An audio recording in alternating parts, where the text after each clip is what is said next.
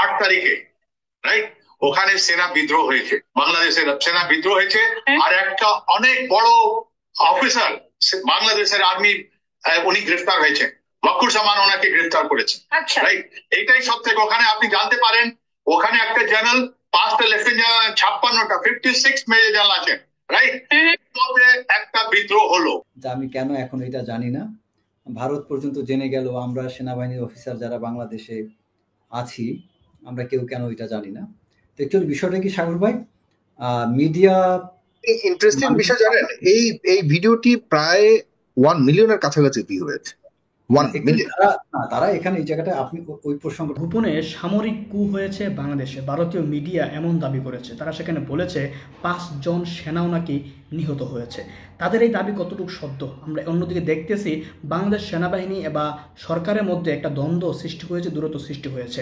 তো ভারতীয় মিডিয়ার এই দাবি ভিতরে ভিতরে কতটুকু সত্য এ বিষয়ে নিয়ে আলোচনা করেছেন সাবেক সেনা সদস্য আরও কয়েকজন আলোচক।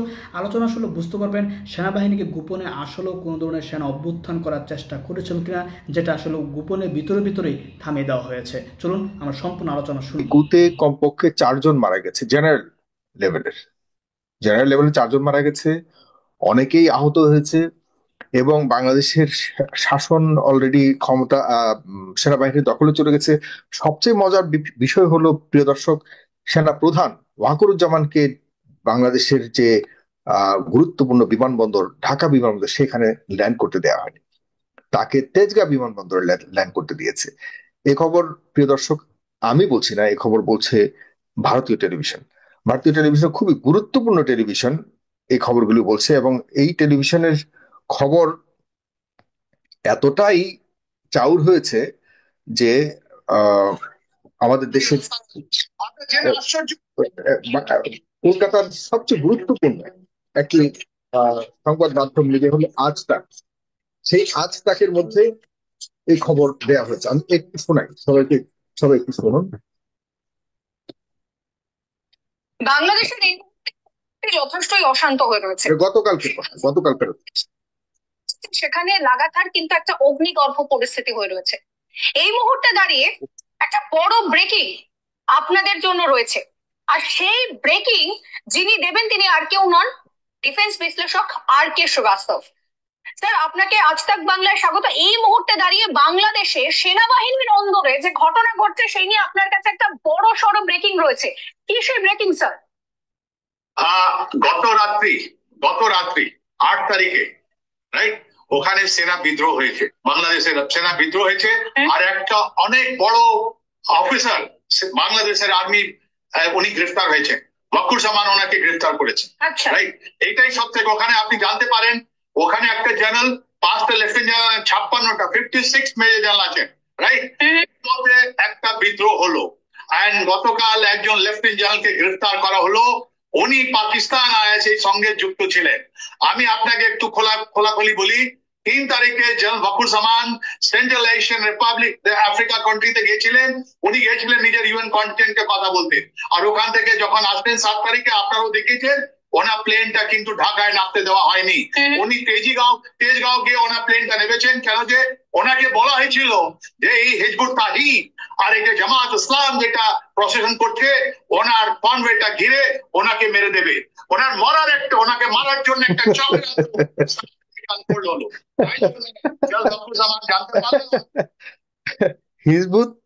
হিজবুত তাহরির আর জামাত ইসলাম মিলে ওয়াকারুজ্জামানকে মেরে ফেলবে ভয়ে ঢাকা বিমানবন্দর তাকে নামতে দেয়নি, দিয়েছে তেজগাঁ বিমানবন্দরে। তেজগাঁ বিমানবন্দরে, ঢাকার বাইরে তেজগাঁ বিমানবন্দর আছে কিনা আমি জানি না। এই তেজগাঁ বিমানবন্দর কোথায় এটা যেখানে এইখানে নামিয়েছে, তাও আজ তাক খুবই গুরুত্বপূর্ণ একটা মিডিয়া, মানে বেশ নোন একটা মিডিয়া। সেরকম মিডিয়াতে আমার সাথে আজকে এই আলাপে আছেন বিশেষ করে সেনাবাহিনী নিয়ে যেহেতু কথাবার্তা চলছে, মেজর রেজাউল করিম রেজা।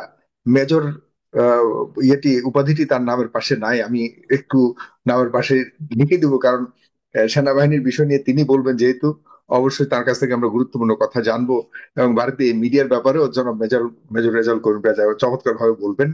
আছেন তিনি নিরাপত্তা এবং রাজনৈতিক বিশ্লেষক রীতা রহমান রয়েছেন, তিনি জাতীয়তাবাদী রাজনীতিবিদ। শুভাশিস ঘোষকে আমি যুক্ত করেছি, তিনি ভারতীয় সাংবাদিক, তিনি কলকাতা থেকে যুক্ত হয়েছেন, তিনি সম্পাদক সাপ্তাহিক সোচ্চার, এবং রয়েছেন যারা অধ্যাপক ফরাজ হোসেন, তিনি রাজনৈতিক বিশ্লেষক এবং নিরাপত্তা বিশ্লেষক বটে তিনি, কারণ আন্তর্জাতিক রাজনৈতিক বিশ্লেষণ করে থাকেন।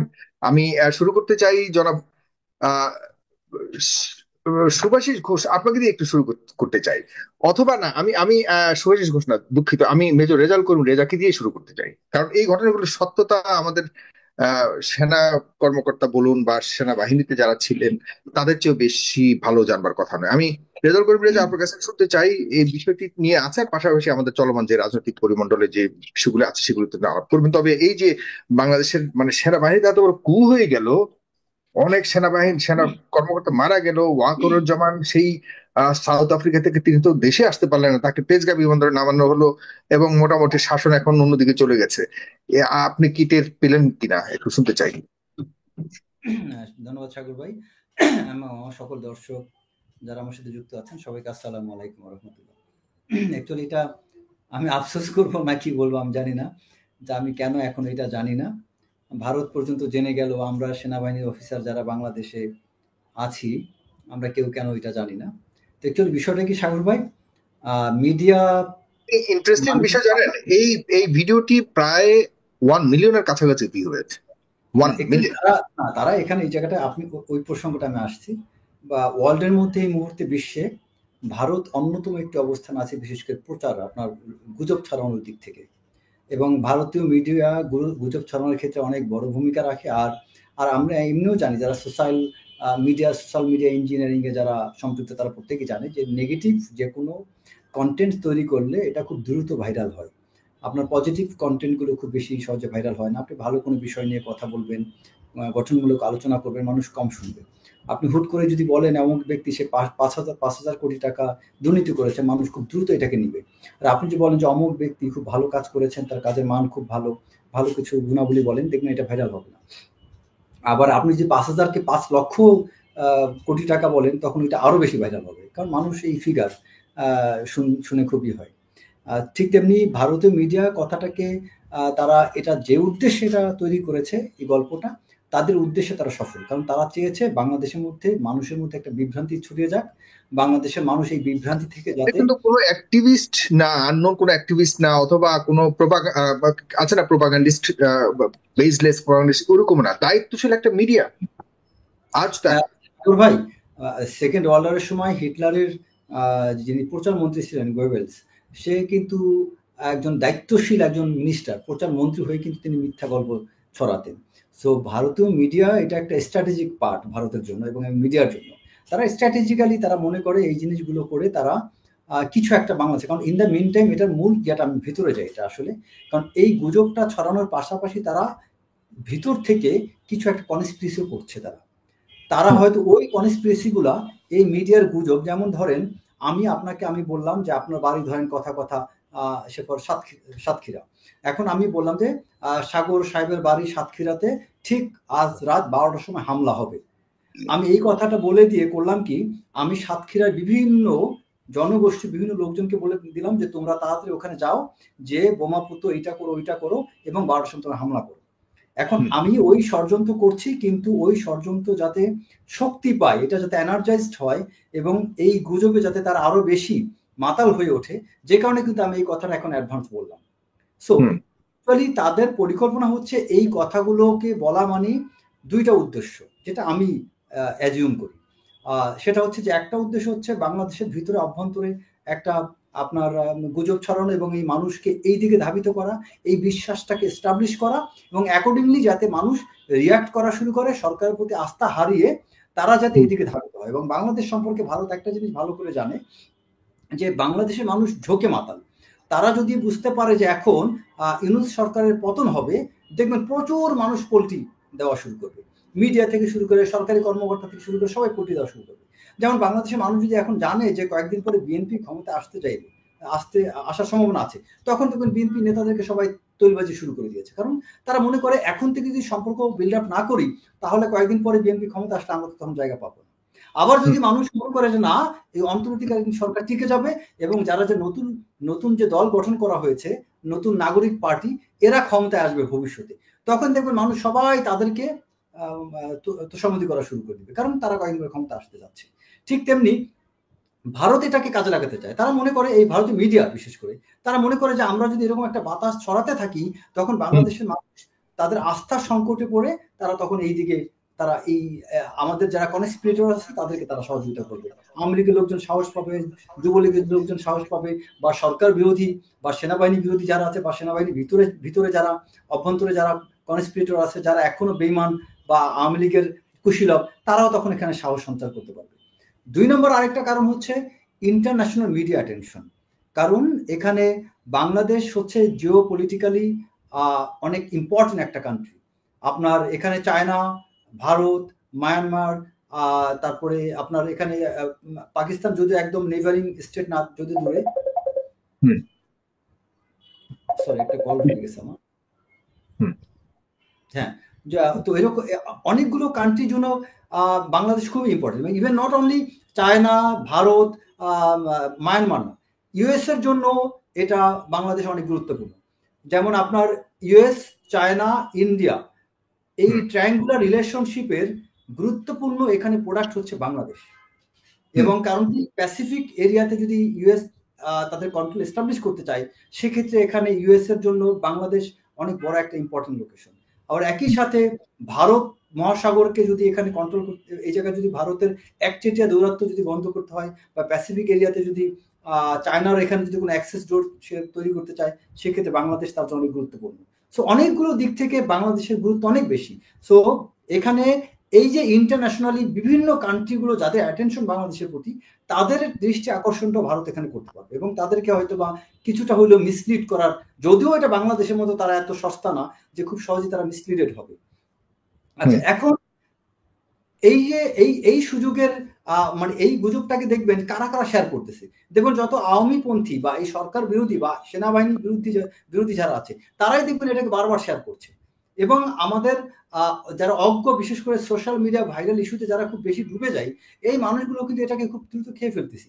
এবং দেখেন আপনি অনেক যেসব মানুষগুলো শেয়ার করে, আমি অনেকগুলো ভিডিও চেক করছিলাম, চেক করে দেখলাম যে যারা শেয়ার করতেছে এদের মধ্যে দুটো গ্রুপ এখানে সম্পৃক্ত। একটা হচ্ছে যারা গুজবে মাতাল, আর একটা গ্রুপ হচ্ছে ইন্টেনশনালি তারা জানে এটা অসত্য বা মিথ্যা, এটা গুজব, তারপরে তারা এটাকে স্প্রেড করার চেষ্টা করছে। এই মুহূর্তে অ্যাকচুয়ালি আর্মির অবস্থা যেটা আপনি জানতে চাইলেন, সেনাবাহিনী যথেষ্ট স্টেবল একটা অবস্থায় আছে। যেসব কথাগুলো বলা হয়েছে একদম সম্পূর্ণ রং কথা, মিথ্যা কথা এখানে। কারণ জেনারেল ওয়াকার সে খুব সুন্দরভাবে বাংলাদেশে আসতেন, এবং আমাদের সেনাবাহিনীর মধ্যে যথেষ্ট শৃঙ্খলা আছে। তিনি কি আসলেই ঢাকা বিমানবন্দরের মানে আপনার কমপ্লিটলি গুজব একটা বিষয়। আপনি মনে করেন এটা মানে এই বিষয়টাই একদম, আমি আসলে কি বলবো, গুজব বললে একটা মানে কিছু তো গুজবের সাথে তো কিছু আপনার সত্য মিথ্যা মিশ্রিত থাকে। এখানে পুরো স্টেটমেন্টে ডাহা মিথ্যা, একটা বানানো একটা গল্প।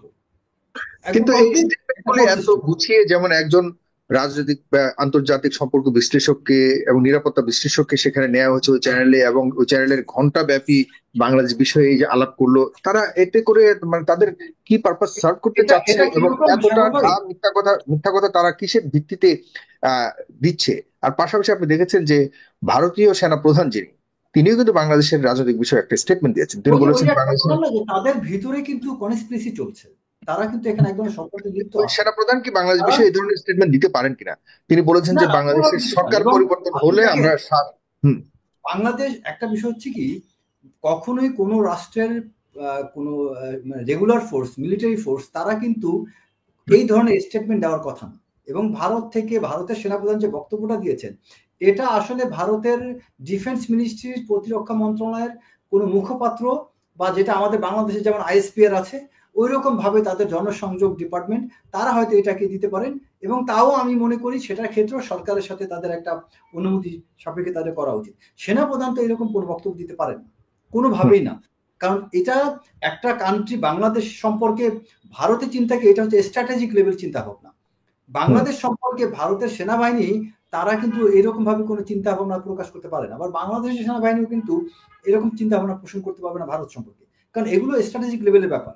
একটা রাষ্ট্রের সর্বোচ্চ পর্যায়ের ডিসিশন মেকিং বা সর্বোচ্চ পর্যায়ের চিন্তা ভাবনা থেকেই কিন্তু এই ধরনের স্টেটমেন্ট আসার কথা। এবং এটা, এই স্টেটমেন্টটা মানেই হচ্ছে ভারতের রাষ্ট্রের সর্বোচ্চ যিনি ব্যক্তি, তার কনসার্নেই এটা আসার কথা। তো এখানে আমি আই এম শিওর বাংলাদেশে যেখানে আমাদের পররাষ্ট্র মন্ত্রণালয় থেকে শুরু করে আমাদের কূটনৈতিক যে বিভিন্ন কমিউনিকেশনগুলো হচ্ছে এবং আমরা বাংলাদেশের সাথে ভারতের সম্পর্ক জোরদার করার জন্য ভারত যেভাবে, বিশেষ করে ভারত কিন্তু বেশি চেষ্টা করছে বাংলাদেশের তুলনায়। তো সেই জায়গাটা থেকে তাদের এই স্টেটমেন্টটা দেওয়াটা অনেকটা আমি মনে করি উস্কানিমূলক। এটা অনেকে হয়তো স্বপ্রণোদিত হয়ে করছেন, যেটার জন্য হয়তো ভারত সরকারেরও হয়তো অনুমোদন নেই।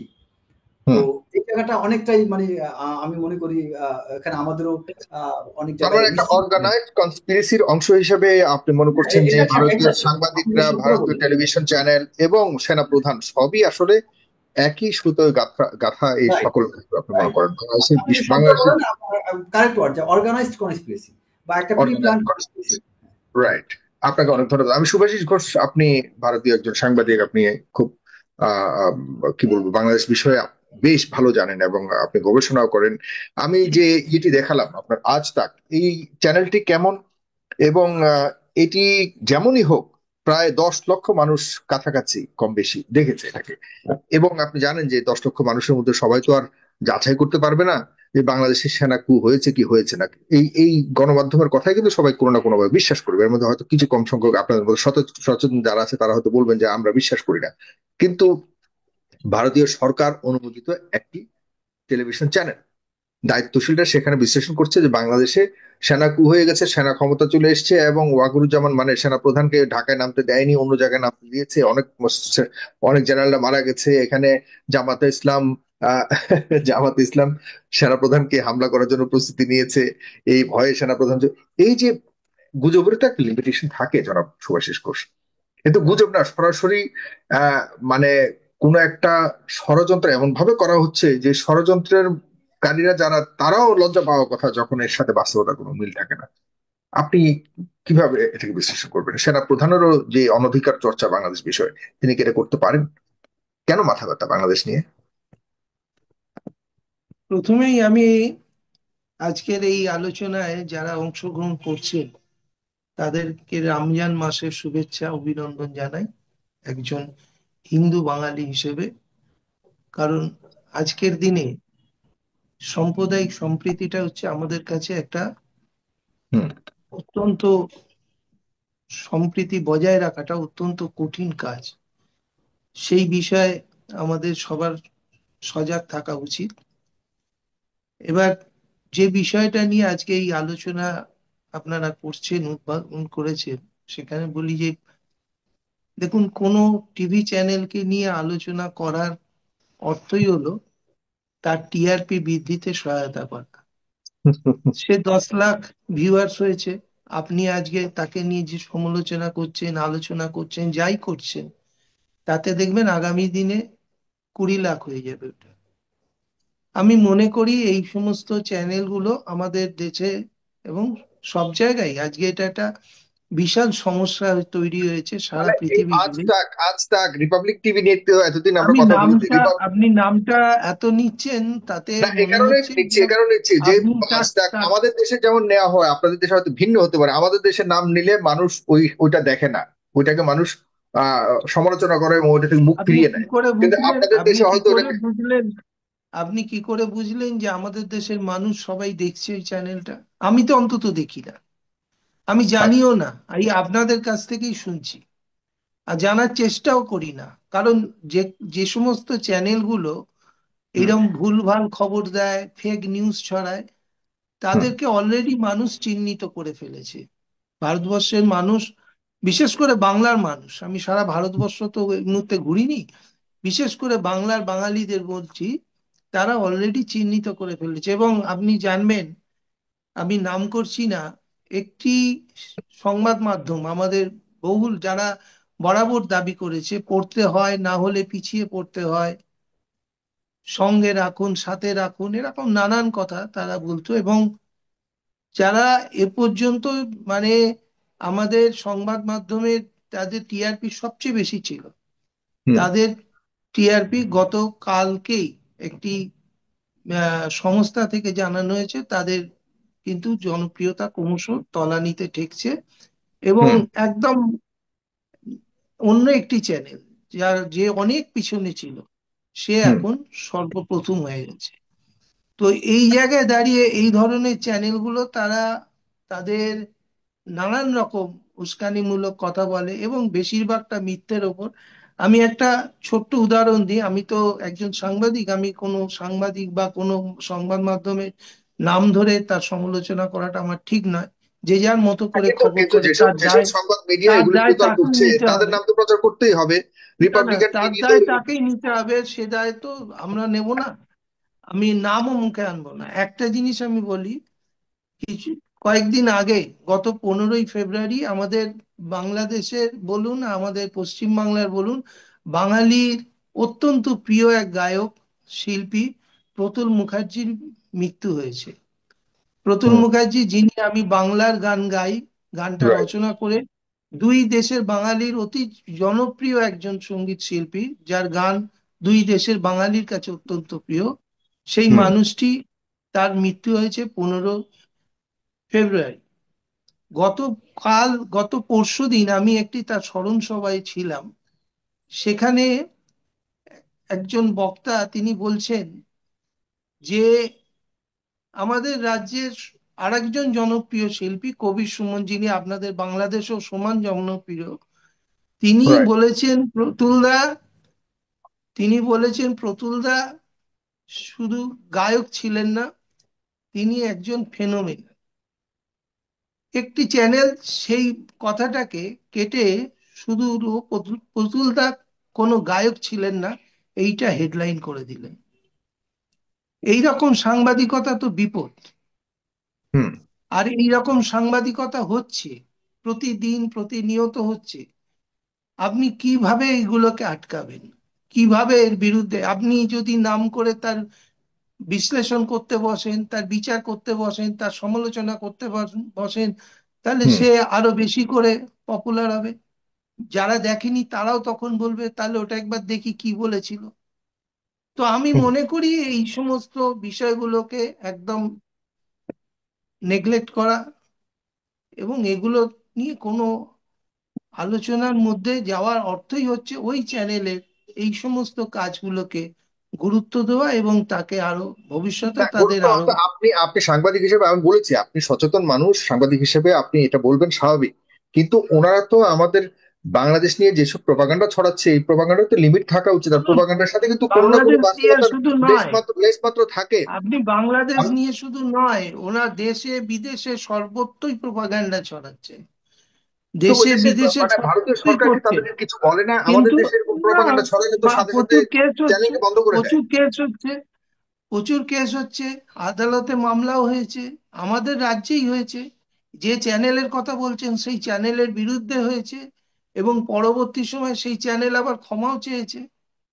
তো এগুলো নিয়ে আমার মনে হয় না এগুলো কোনো আলোচনা করে এদের টিআরপি বাড়তে সাহায্য করা, মানে এদের নাম একবার মুখে নেওয়া মানে এদের টিআরপি বাড়ে, এদের বা যারা মানে দেখতো না তারাও বেশি করে দেখবে, এই হচ্ছে ব্যাপার, আমার এটাই বক্তব্য। কিন্তু এই যে মানে আপনি তো একজন সাংবাদিক, আপনি সাংবাদিক নীতিমালা সম্পর্কে আপনার অবশ্যই ধারণা আছে। তাদেরকে কি আপনার সাংবাদিক হিসেবে কোনোভাবে কনসিডার করেন কিনা? আর দ্বিতীয়ত হলো যে সংবাদের সাথে বাস্তবতার কোনো মিলই নেই। আপনি বাংলাদেশ সরকার সম্পর্কে বা এই যে বাংলাদেশের বর্তমান সরকার যেভাবে চলছে, সেনাবাহিনী যেভাবে চলছে, এতে আপনার ধারণা কি বাংলাদেশের বর্তমান সরকার এবং সেনাবাহিনী সম্পর্কে? দেখুন, আমি একটা জিনিস খুব ভালো বুঝি, সেটা হচ্ছে বাংলাদেশের মানুষ, তাদের যথেষ্ট বোধ বুদ্ধি আছে, তারা ভালো মন্দ বিচার করার ক্ষমতা। আমি এর আগেও আপনার একটা টক শোতে বলেছি, যে দেশের মানুষ দুটো স্বাধীনতা যুদ্ধ লড়াই করে যারা জিতে, যারা জিত হাসিল করে, যে দেশের মানুষ ধর্মকে সরিয়ে রেখে ভাষার ভিত্তিতে দেশ স্বাধীন করে, সেই দেশের মানুষকে সচেতন করার মতো ধৃষ্টতা অন্তত আমার নেই। হুম হুম বাংলাদেশের প্রতিটি মানুষের কাছে আমি শ্রদ্ধাশীল, হুম আমি হুম তাদের শ্রদ্ধা করি। আমি মনে করি হুম বাংলাদেশের মানুষের লড়াই সংগ্রামের ইতিহাস বাংলাদেশের মানুষকে হুম। চিরদিন, চিরদিন বাংলাদেশের মানুষ অম্লান অক্ষয় হয়ে থাকবে।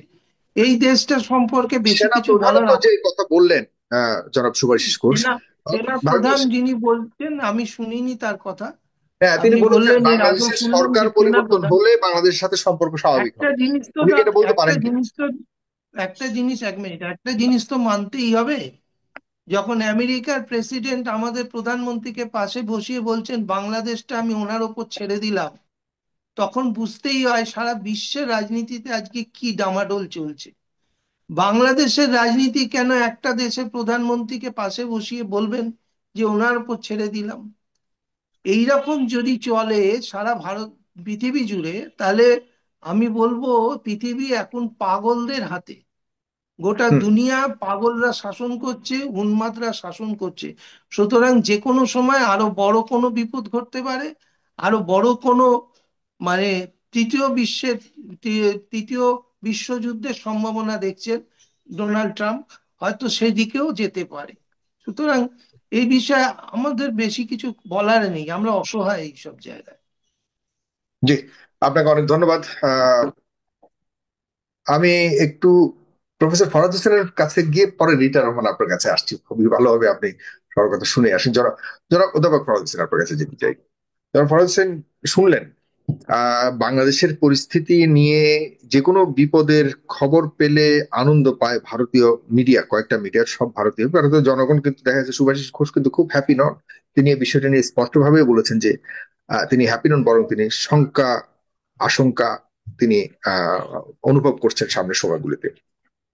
কি মনে করেন ভারতীয় সাংবাদিকরা এতটা খুশি কেন বাংলাদেশের বিপদের খবর শুনলে? আর বিপদ তো হয়নি, যে বিপদের কথা ভারতীয় মাধ্যমে শুনলাম, আমি নিজে মনে হচ্ছিল যে আমি আদতে বাংলাদেশি কিনা বা বাংলাদেশের খবর কিনা, আমি বাংলাদেশের খবর সম্পর্কে জানি কিনা, একদম পুরোপুরি আমাকে আমার অশরীরই মনে হচ্ছিল যখন আমি শুনছিলাম যে কোথায় ঘটছে এসব কথা। এই ঘটনাগুলি বলা হচ্ছে সরাসরি যে জামাতে ইসলাম সেনা প্রধানকে আক্রমণ করবে বলে তাকে ঢাকা বিমানবন্দরে তাকে ল্যান্ড করতে দেয়নি, দিয়েছে তেজগাঁ বিমানবন্দরে। তেজগাঁ বিমানবন্দর ঢাকার বাইরে কিনা আমি জানি না, আমি কালকে একটা স্ট্যাটাস দিয়েছি যে আমি নিজেই হয়তো ভুলে গেছি যে তেজগাঁ বিমানবন্দর ঢাকার মধ্যেই ছিল।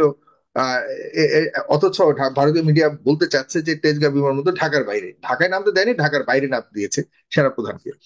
এই যে এতটা গুজব, যেটা আপনি শুধু বারবার ভারতীয় মিডিয়া বলবেন না, বলুন কোনো একটি মিডিয়া, ভারতের কোনো একটি মিডিয়া। কেন বা আজ তাককে কি সব আপনারা মিডিয়া এই ভারতীয় খবর ভারত করেনি। থেকে বেশি? সব হ্যাঁ, মিডিয়া যদি এই খবর করতো তাহলে আমাদের নজরে আসতো ভারত বিষয়। ডেফিনেটলি ভারতীয় মিডিয়ার মোস্ট অফ দ্য মিডিয়া, আমি মনে করি যে মোস্ট অফ দ্য মিডিয়া এভাবে বেসলেস প্রপাগান্ডা ছড়াচ্ছে। Most of the media, most of them.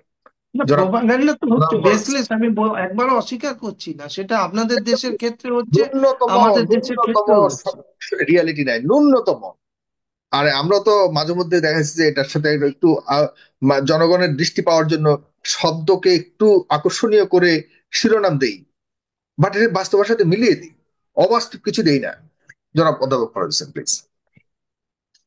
ধন্যবাদ সাগর ভাই। আজকে খুবই একটা গুরুত্বপূর্ণ টক শোতে আমাকে ডেকেছেন। আপনাকে আবারও ধন্যবাদ জানাই, এবং এখানে সম্মানিত আলোচক বৃন্দ আছেন, এবং এখানে সবচেয়ে বড় কথা, যার সঙ্গে আমার বেশ কিছুদিন যাবৎ কথা হয় না, দেখা হয় না, রীতা আপা এসছেন, রীতা রহমান আপা। আমি খুবই খুশি হলাম উনি আজকে শোতে আছেন বলে। আর মেজর সাহেব তো আছেনই। হ্যাঁ, তারপরে আজকে আমাদের একজন কলকাতার এক দাদা এসছেন, আমাদের শুভাশিস ঘোষ বাবু। আমি উনি উনি ওনাকেও একটা উইকলি সাপ্তাহিকের সম্পাদক, সাংবাদিক, উনি খুবই সিনিয়র সাংবাদিক। ওনাকেও আমি আন্তরিক ধন্যবাদ জ্ঞাপন করে আমার বক্তব্য শুরু করছি।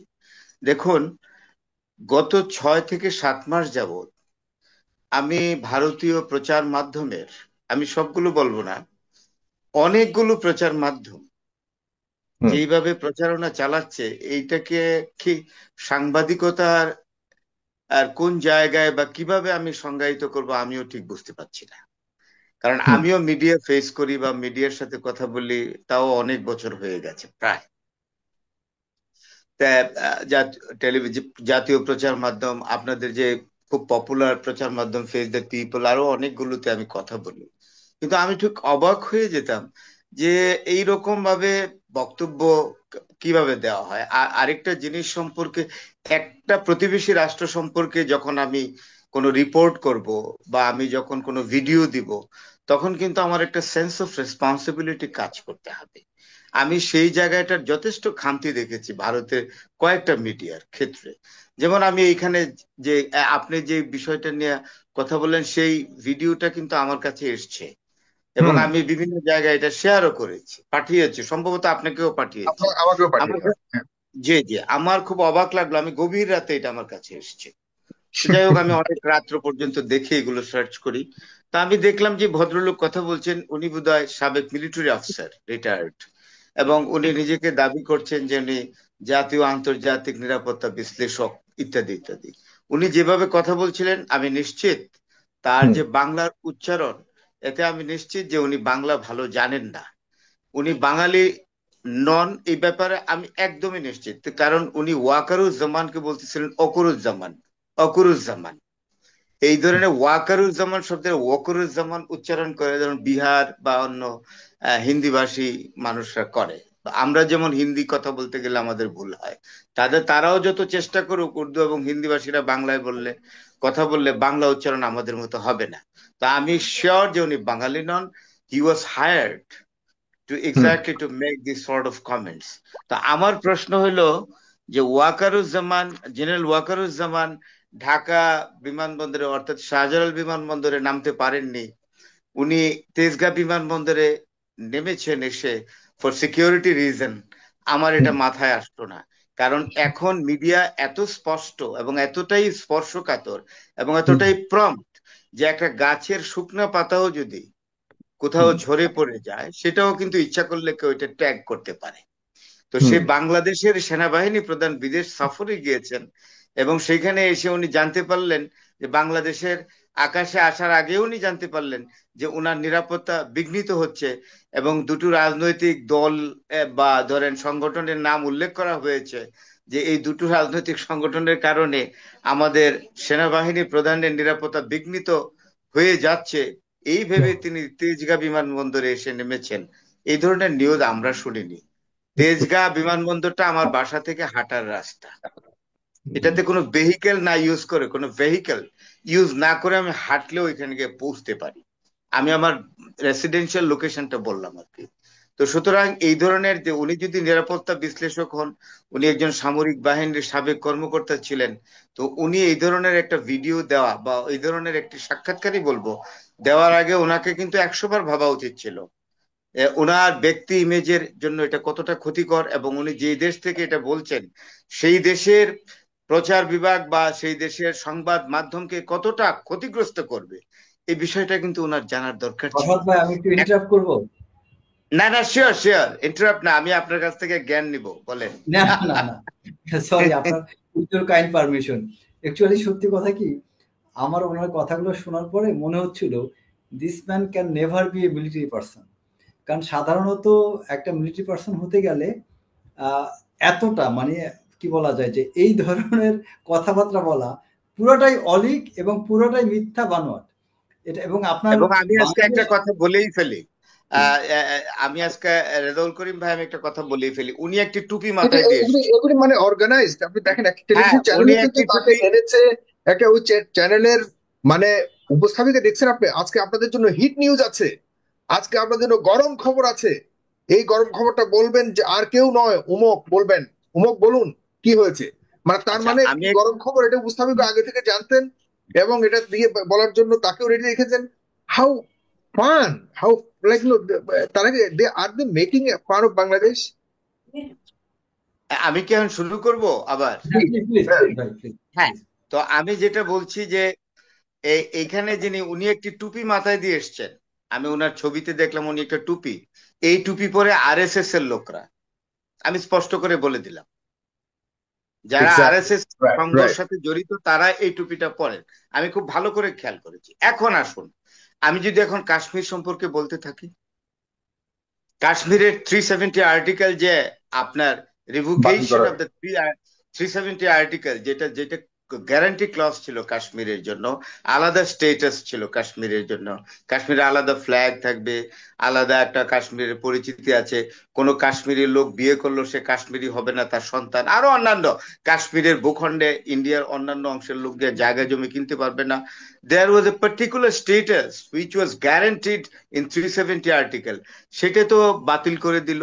এবং সেটাতে কত সময়, আমরা কি কোনোদিন এইটা নিয়ে বাংলাদেশের কোনো চ্যানেলে এই সমালোচনা করে আমরা টকশো করেছি? কোনোদিন তো করি না, আমার মনে পড়ে না। এবং সেখানে ফেডারেল কোর্টের যে চিফ জাস্টিস ছিলেন, জাস্টিস চন্দ্রচূড়, তিনিও তো এটার পক্ষই নিলেন। কাশ্মীরের এই যে কাশ্মীরকে যে 370 আর্টিকেলে একটা আলাদা স্টেটাসের গ্যারান্টি দেওয়া হয়েছিল ইন্ডিয়ান কনস্টিটিউশনে, সেটা দেওয়া হয়েছিল, সেটার প্রতিও তো ইন্ডিয়ান ফেডারেল কোর্ট আমার মনে হয় কোনো সম্মান প্রদর্শন করে নাই। আমি আবারও আরেকটা যদি বলি, যে আপনার বাবরি মসজিদ যে ভ্যান্ডালাইজড করা হয়েছিল, তাই না, বাবরি মসজিদের যে আপনি দেখলেন এই ডিস্ট্রাকশন অর ভ্যান্ডালাইজেশন অফ বাবরি মস্ক যে হয়েছিল, সেটাও তো জাস্টিস চন্দ্রচূড় সেটার রায় দিয়েছিলেন। সেটা তো রায় তো বাবরি মসজিদের এই স্থাপনার পক্ষে যায়নি। তো সুতরাং এইগুলো নিয়ে কিন্তু বাংলাদেশের 18 কোটির একটা দেশ, দেশটা জিওগ্রাফিক্যালি অনেক ছোট, কিন্তু ডেমোগ্রাফিক্যালি তো বাংলাদেশ অনেক বড়। 18 কোটি দেশে 18 কোটি মানুষের কয়টা দেশ আছে পৃথিবীতে বলেন? আছে, অত বেশি না। কিন্তু 18 কোটি মানুষের একটি দেশে আমরা কি এই বিষয়গুলো নিয়ে আলোচনা করতে পারতাম না, টকশো করতে পারতাম না? এখন আপনি দেখেন মণিপুরে কত কিছু হয়েছে। মণিপুরে আমরা ইংলিশ টকশো করেছি এইবার ফার্স্ট। আমি নিজেই বলেছি যে না, আমাদের কথা বলতে হবে, we should speak out about Manipur. কারণ ওনারা যখন এত আমাদেরকে নিয়ে এইসব কথা বলে, ওই যে দেখেন গরম খবর আছে, এই খবর আছে, এগুলো ইয়েলো জার্নালিজমও না, তার চেয়ে আরো বেশি খারাপ। এবং আমি বলবো এই ধরনের রিপোর্ট গুলা যে করে, এই ধরনের ভিডিও গুলা যে ছাড়ে, these are provocatives, definitely provocative, এটাকে জার্নালিজমে বলাই উচিত না। সুতরাং তারা কিছু পাওয়ার জন্য কি যেন বলে, ওই ভিডিও ছাড়লে যে লাইক বা অন্যান্য, শুধুমাত্র ওইটার জন্য না, আমার কাছে মনে হয় অন্য কোনো কিছুর সাপোর্ট পাচ্ছে তারা, একটা ডেলিভারেট, হ্যাঁ তাদের একটা ডেলিভারেট চিন্তা ভাবনা আছে। এই যে দেখেন মণিপুরে কুকি এবং মাইথিদের মধ্যে কত ঝগড়াঝাটি হলো, যেটা আমরা ইংলিশে টকশো করেছি, এটা ইংরেজিতে করেছি এই জন্য, so that we can convey our message to the people of India. আমরা তো এগুলো নিয়ে এত করি না, কিন্তু ভারত এত কনসার্ন যেহেতু ফিল করে। যেমন ধরুন সাগর ভাই, একটা কথা বলি, আপনার কোনো বিষয়ে যদি আমি অতি উৎসাহী হই, অতি উৎসাহ প্রকাশ করি, তাহলে কিন্তু একটা বিষয় মানতে হবে যে এইখানে কোনো আমার কোনো উদ্দেশ্য আছে। আপনার কোনো বিশেষ বিষয়ে যদি আমি বেশি আগ্রহ প্রকাশ করি, তাহলে বুঝতে হবে যে আমার এই ব্যাপারে আমার যে রুল বা আমার ভূমিকা নিয়ে আমার ভূমিকা প্রশ্নবিদ্ধ। তাহলে আমি আপনার বিষয় এত পার্টিকুলার কেন হতে যাব, তাই না? তো এই বিষয়গুলো কিন্তু জানা দরকার। আমি কয়েকটা বলেই ফেলি, যেমন এইখানে শুভাশিস ঘোষ মহোদয় বলেছেন যে উনি কারো নাম বলবেন না, আমি নাম বলি, আমার কোনো বাধা নেই। এখানে যেমন রিপাবলিক টিভির অর্ণব গোস্বামী, অসমী, ভালো লেখাপড়া জানা, বাবা আর্মি অফিসার ছিলেন, কর্নেলের ছেলে, একটা ভালো চ্যানেল মানে রিপাবলিক টিভি চালায়, এর আগে অন্যান্য ভালো ভালো চ্যানেলে কাজ করেছে, খুব প্রভোকেটিভ ওয়েতে কথা বলে, এবং সবচেয়ে বড় কথা, প্রশ্ন করেন ঠিকই, কিন্তু উনি আপনাকে প্রশ্ন করলেন, আপনি উত্তর অর্ধেক দিলেন, তারপরে আপনার কথা মুখ থেকে কেড়ে নেবে। It is highly provocative. এটাকে সাংবাদিকতা বলে না, এটাকে বলে কর্সিভ জার্নালিজম। এটাকে একটা বুলি টাইপের, এটা ভয় দেখানো। তো সুতরাং আমি বলবো this should not be the style of journalism. এই যে অর্ণব যেটা করে, এটা this should not be the style of journalism. আমি সরাসরি বলে ফেললাম তো অর্ণবের কথা, অর্ণব গোস্বামীর কথা, কিন্তু কন্টামিনেট করা শুরু করেছে ভারতীয় মিডিয়াকে এর আগে। এবং সবচেয়ে বড় কথা, এইখানে বাংলাদেশে অনেক ইংরেজি জানা লোকজন আছে। অর্ণব গোস্বামী এমন কিছু কিছু লোককে এখানে লিঙ্ক দেয় যারা ইংরেজি জানে না ভালো মতো, বেছেই দেয়, যাতে তারা বিষয়টাকে ভালো করে প্লেস না করতে পারে, এবং এই খামতির জায়গাটাকে সে কাজে লাগায়, ম্যানিপুলেট করে। This is very bad. আমি একটা করে কিন্তু বলছি, এগুলো ঠিক না। যেমন আবার উল্টাটাও আছে, যেমন আমি করণ থাপার আছেন, উনি কিছুদিন আগে রাসনা ইমামের সাক্ষাৎকার নিয়েছে, ব্যারিস্টার রাসনা ইমাম। ইট ইজ ওয়ান্ডারফুল, সম্ভবত আমি আপনাকে পাঠিয়েছিলাম। ইট ইজ ওয়ান্ডারফুল, কারণ এবং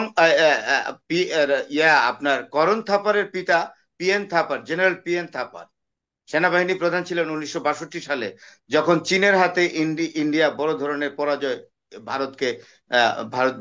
পরাজয়ের মুখোমুখি হয়। 7 দিনের যুদ্ধে ভারত তছনছ হয়ে গিয়েছিল, এটা ফ্যাক্ট। এবং সেইখানে উনি এত ভদ্রলোক ছিলেন, জেনারেল PN থাপার, উনি এন্টায়ার রেসপন্সিবিলিটি পরাজয়ের নিয়ে উনি পদত্যাগ করলেন, অথচ উনি দায়ী ছিলেন না, ডিফেন্স মিনিস্টার ছিলেন কৃষ্ণ মেনন। হ্যাঁ, কৃষ্ণ মেনন দায়ী হওয়ার কথা ছিল, he was the defence minister. Anyway, তো সেই জায়গায় আমি যাচ্ছি না। আমাদের কিন্তু we can find so many loopholes of Indian governance, Indian social fabrics, Indian journalism. আমরা কিন্তু এই নিয়ে টক শো করি না, আলাদা কোনো চ্যানেল তৈরি করে আমরা প্রভোকেটিভ রিপোর্ট করি না, আমরা কিন্তু এগুলো করি না। আমরা মনে করি আমরা বাংলাদেশের মানুষের একটা সেন্টিমেন্ট কাজ করে যে তুমি সুখে থাকো, আমাকে সুখে থাকতে দাও, you live in peace and let me live in peace. এ হলো আমাদের নীতি। আমরা তো ভারতের সাথে বন্ধুত্ব চাই। যেমন ভারতের রাজনাথ সিং বলেছেন যে বাংলাদেশের সাথে আমরা সম্পর্ক উন্নয়ন করবো, আমি এটা সাধুবাদ জানাই। কিন্তু এই ধরনের যদি প্রপাগান্ডা অহর্নিশি চলে, এই ধরনের তিলকে যদি তাল করা হয়, বাংলাদেশের সেনাবাহিনীতে হয়েছে, তাও ঢাকা ক্যান্টনমেন্টে, যেটা বলা হলো, এটা আমি ক্যান্টনমেন্টের কাছে থাকি, আমি তেজগাঁও এয়ারপোর্টের কাছে আমার রেসিডেন্ট, আমার বাসা, আমি জানি না। আর ওই ভদ্রলোক নিরাপত্তা বিশ্লেষক পরিচয় দিয়েছেন সামরিক বাহিনীর একজন অবসরপ্রাপ্ত কর্মকর্তা, উনি জেনে গেলেন। এই হাস্যকর না এগুলো? আমি তো মনে করি ভদ্রলোক তার ওজনটা হারিয়েছেন এটা করে, এটা ওনার ঠিক হয়নি। এটা হলো উদ্দেশ্যমূলক ভাবে, ইচ্ছাকৃত ভাবে অর্গানাইজড কনস্পিরেসি, যেটাকে বলে অর্গানাইজড একটা কনস্পিরেসি। জিনিস তো বলতে হবে, আমরা স্বাধীনতা, এটা কিন্তু ভারতকে একটা জিনিস কনসার্নে রাখতে হবে। ভারত এবং পাকিস্তানের স্বাধীনতার মীমাংসা হয়েছে আলোচনার টেবিলে। The independence of India and Pakistan exactly was negotiated in the table of Lord Mountbatten and Sir Cyril Ratcliffe. Ratcliffe was the chairman of the Boundary Commission. আর আমাদের স্বাধীনতার ফয়সালা কোথায় হয়েছে? যুদ্ধের ময়দানে। আমাদের দেশের মানুষ আজ থেকে 54 বছর আগে ছেঁড়া কাপড় নিয়ে দৌড়াতে দৌড়াতে যুদ্ধের ময়দানে গিয়েছে। আমরা আমাদের স্বাধীনতা ডিসাইড করেছি in the battlefield, not in the negotiating table. সুতরাং বাংলাদেশের মানুষ যতই প্রপাগান্ডা চালানো হোক আমাদের বিরুদ্ধে, যতই প্রভোকেটিভ রিপোর্ট আমাদের বিরুদ্ধে তৈরি করা হোক, কিচ্ছু লাভ হবে না। বাংলাদেশের মানুষ একটা জায়গায় কিন্তু এক আছে, in respect of sovereignty, in respect of independence. Bangladesh, all people have got a tendency to be united promptly and to go to the action, to save the country, to defend the country, to save the security of the nation. এটা আমরা জানি। সুতরাং এইগুলো বলে আমার মনে হয় না যে এগুলো সঠিক। আমি আপনার চ্যানেলের মাধ্যমে, আপনার চ্যানেলটা অত্যন্ত জনপ্রিয় একটা চ্যানেল, আপনার এই অত্যন্ত জনপ্রিয় এবং ওয়াইডলি সার্কিউলেটেড একটা আপনার চ্যানেল ফেস দ্য পিপল। আপনার এই চ্যানেলের মাধ্যমে আমি ভারতবর্ষের সাংবাদিক যারা আছেন এই ধরনের কর্মকাণ্ডে লিপ্ত, এবং ভারতের সরকারকেও বলবো যে এই বিষয়টার দিকে নজর দিতে। তা না হলে আমরাও কিন্তু ভারতের বিভিন্ন জায়গায় যে গোলমাল হচ্ছে, বিভিন্ন জায়গায় যেমন কাশ্মীরে হয়, যেমন আপনার 7 সিস্টার্সে হয়, এগুলো নিয়ে আমরাও কিন্তু we will start talk show. সেটা কিন্তু ভারতের জন্য আরামপ্রদ হবে না। হ্যাঁ, এটা ভারতের জন্য it will be matter of irritation for India. এটা কিন্তু বুঝতে হবে ভারতকে। ধন্যবাদ। Very loud and clear. এবং আমি মনে করি আপনাকে অনেক ধন্যবাদ, যে কথাটা এ পর্যন্ত কোনো সাংবাদিক বলতে পারেনি, বাংলাদেশের কোনো মিডিয়া বলতে পারেনি। কারণ মিডিয়ার প্রপাগান্ডার বিরুদ্ধে জবাব দেওয়া উচিত মিডিয়াকে। সেই মিডিয়া বাংলাদেশে আজ পর্যন্ত এই কথা বলতে পারেনি। আমাদের বাংলাদেশের কালকে আওয়ামী লীগ আসবে, পরশুদিন জামাত ইসলামী আসবে, এরপর দিন বিএনপি আসবে ক্ষমতা, doesn't matter, will decide that. Bangladeshi people will decide যে কে আসবে ক্ষমতা, কে আসবে না। ভারতীয় মিডিয়া যা শুরু করেছে, এটি যদি আমরা পাল্টা জবাব দেই, আমরা যদি কাউন্টার দেওয়া শুরু করি, it will be not extremely disappointing, extremely disappointing. Right. We cannot expect this sort of behavior or sentiment from India, a neighboring country. Right. But at the same time, আমরা স্যালিউট জানাই জনাব শুভাশিস ঘোষের মতো যারা জার্নালিস্টরা রয়েছেন, তারা কিন্তু এগুলির ব্যাপারে সচেতন এবং তারা কিন্তু সঠিক তথ্য দেওয়ার চেষ্টা করে। তাদের প্রতি আমাদের অনেক অনেক শ্রদ্ধা আছে। এরকম অনেক জার্নালিস্ট কলকাতা থেকে আমার সাথে যুক্ত হয়েছে এর আগেও, যারা তাদেরকে পছন্দ করে না। কিন্তু শুভাশিস ঘোষ দাদাদের বা ওনাদের মতো জার্নালিস্টদের কথা কিন্তু খুব বেশি ওদের মতো খুব বেশি কি বলবো এটাকে অনেক মানুষ দেখে সেরকম না। কারণ যে সত্য কথা মানুষ শুনতে চায় না। এই একই রোগে কলকাতার মানুষকেও ধরেছে, ভারতীয় মানুষরা কিন্তু একই রোগে ভুগছে।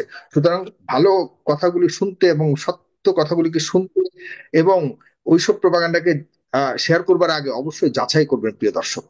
যাচাই করবেন, আমাদের মিডিয়া বলুন বা বাংলাদেশের নির্ভরশীল মিডিয়াগুলোর মধ্যে যাচাই করে এরপরে আপনারা শেয়ার করবেন এবং ছড়াবেন। আর লাস্ট আরেকটা কথা একটু শুনতে চাই অধ্যাপক ফরহাদ হোসেন, আমি আপনার কাছ থেকে শুনতে চাই, এরপর রিটা রহমান বলুন। সুভাষিস ঘোষ এক জায়গায় শেষের দিকে উনি একটা মন্তব্য করেছেন যে ডোনাল্ড ট্রাম্প বাংলাদেশের দায়িত্বকে ছেড়ে দিয়েছে মোদির উপরে।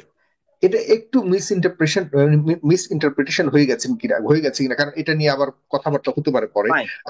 Very good question, very good question. আমি একটা কথা বলি, Donald Trump is a man having a very unpredictable character. সুতরাং নরেন্দ্র মোদী কে যখন ভারতের মাননীয় প্রধানমন্ত্রী নরেন্দ্র মোদীকে যখন এই কথাটা বলেছেন, আমি মনে করি নরেন্দ্র মোদীর ইমেজের জন্য এটা দারুণ ক্ষতি হয়েছে। এবং আমি দেখেছি যে ভারতের প্রধানমন্ত্রীর মুখটা একেবারে উনি খুব বিব্রত বোধ করেছেন। কারণ আমার দেশের একটা দেশের দায়িত্ব যদি আরেকটা দেশের প্রধানমন্ত্রীকে এক্সটেম্পল একটা মিটিং এর মধ্যে এইভাবে দেওয়া হয়, তাইলে ওই নরেন্দ্র মোদী অত্যন্ত এক্সপেরিয়েন্স পলিটিশিয়ান এবং তাকে এটা বিব্রত করেছে। আমি তো মনে করি বিব্রত করেছে, এবং মিটিংটা আনসাকসেসফুল ছিল। India exactly could not get any particular exactly benefit from this meeting at all.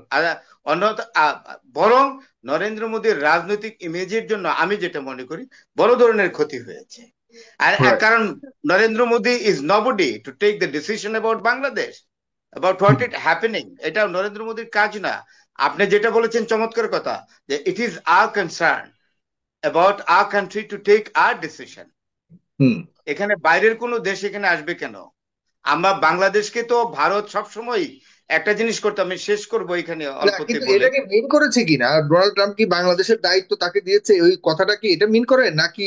কারণ ওটা নিয়ে তো অনেক বিতর্ক হয়েছে। আমরা যতটুকু জানি ওই সময় বাংলাদেশ বিষয়ে মন্তব্য করবার জন্য টার্নটা দেওয়া হয়েছিল। ওইটা কেন বললেন যে বাংলাদেশের বিষয়টা আমার বন্ধু নরেন্দ্র মোদী দেখবেন? কেন বললেন এটা? এটা তো নরেন্দ্র মোদী সাহেবকে বিব্রত করেছে মারাত্মকভাবে। আর আরেকটা জিনিস, এই ধরনের করলে তো ক্ষতি। কারণ এই যে কথাটা বললো, ইনফ্যাক্ট ভারতের কোনো প্রতিবেশী রাষ্ট্রের সাথে ভারতের কোনো ভালো সম্পর্ক নাই, নাই ভুটানের সাথে, নাই নেপালের সাথে, নাই শ্রীলঙ্কার সাথে, নাই আপনার মালদ্বীপের সাথে। এখন বাংলাদেশ নিয়ে এই ধরনের টানা হেসড়া চললে আমরা তো কতক্ষণ এই অ্যামিয়েবল রিলেশন কন্টিনিউ করতে পারবো? যখন একটা দেশের যখন তার প্রত্যেকটি প্রতিবেশী রাষ্ট্রের সাথে যখন তার সম্পর্ক প্রশ্নবিদ্ধ হয়ে যায়, খারাপ হয়ে যায়, তখন মানুষ বলবে না যে সকল দেশের সঙ্গে প্রতিবেশী রাষ্ট্রের সঙ্গে আপনার সম্পর্ক খারাপ হয়ে যাচ্ছে কেন? এখন প্রতিবেশী সবগুলো রাষ্ট্র যাদের সম্পর্ক ভারতের সাথে সাউন্ড না, তারা যদি আলাদা একটা অর্গানাইজেশন করে, সেটা কি ভারতের জন্য ভালো হবে? সুতরাং নরেন্দ্র মোদীকে যেটা বলেছেন, আমি মনে করি নরেন্দ্র মোদীর ইমেজের জন্য এটা দারুণ ক্ষতি হয়েছে, এটা আমার ধারণা। ধন্যবাদ। আমি রিটা রহমানের কাছে যাই। মেজর রেজা, আপনি কি এই বিষয়টা দেখলেন, বলবেন নাকি? এরপর রিটা রহমানের কাছে আসছি। আমি এক্সপেক্ট করতেছিলাম। থ্যাংক ইউ সাগর ভাই। প্রথমত ফরহাদ ভাইয়ের সাথে আমি সম্পূর্ণ একমত। অ্যাকচুয়ালি এই বিষয়টা এটা সম্পূর্ণ অপ্রাসঙ্গিক। আপনি যদি পুরো স্টেটমেন্ট, আমি মনে হয় কমপক্ষে 10 বার আমি এই ভিডিওটা আমি দেখেছি। নরেন্দ্র মোদীকে কখনোই ডোনাল্ড ট্রাম্প এই কথাটা বলেন। আর ডোনাল্ড ট্রাম্প হচ্ছে খুব চতুর একজন মানুষ, যদিও সবাই পাগলাটে টাইপ মনে করে, বাট আমি মনে করি এই লোক জাতে মাতাল তালে ঠিক। কিরকম?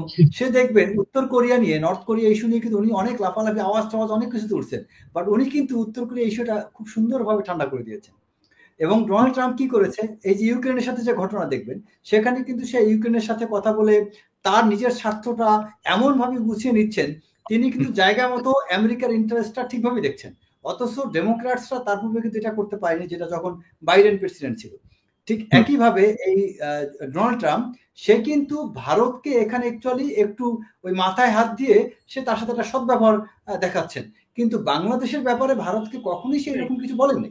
তিনি বলেছেন আসলে কথাটা অন্য অ্যাঙ্গেলে, সেটাকে এখানে ভারত মিসইন্টারপ্রিট করে বলছে যে বাংলাদেশি বিষয়ে নরেন্দ্র মোদী দিচ্ছে। অ্যাকচুয়ালি তা না, বাংলাদেশের কয়েকটা ঘটনা নিয়ে কথা হচ্ছিল, তখন ডোনাল্ড ট্রাম্প বলেছে যে এই বিষয়ে বাংলাদেশের প্রসঙ্গে নরেন্দ্র মোদী হয়তো আরো তথ্য জানতে পারে, মানে তথ্য রিলেটেড বিষয় উনি কথা বলেছিলেন, যে নরেন্দ্র মোদী মে নো ইট, কথাটা বলেছিল এটা যে হি মে নো ইট, মানে উনি হয়তো, কারণ বাংলাদেশের পাশে যেহেতু থাকে, এখানে কি ঘটনা ঘটছে সেটা জানতে পারে, বাট ডিসিশন মেকার আর কোনো একটা তথ্য কারো কাছ থেকে জানা এক কথা না। আর ওই বিষয়টাকে আমাদের আওয়ামী লীগের কিছু নেতাকর্মীরা এবং বাংলাদেশে যারা এই যে আপনার 5ই আগস্টের পূর্বে যারা আপনার বাংলাদেশের ফ্যাসিজম যারা সম্পৃক্ত ছিল, এরা এটাকে পুরো একদম মশলা আকারে নিয়েছে এবং একইভাবে ভারতীয় মিডিয়াটা এটাকে পিক করে জি, নিয়েছে। আমরা এগুলি যদিও ইতিমধ্যে আমরা সবাই বুঝে গেছি, তারপরও কোনো ধরনের যাতে কোনো গ্যাপ না থাকে এই জিনিসটা একটু স্পষ্ট হয়ে নিলাম।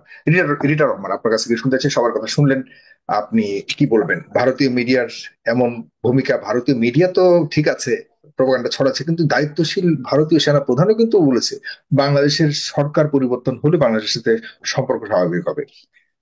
এটা কি একজন সেনাপ্রধান বলতে পারে?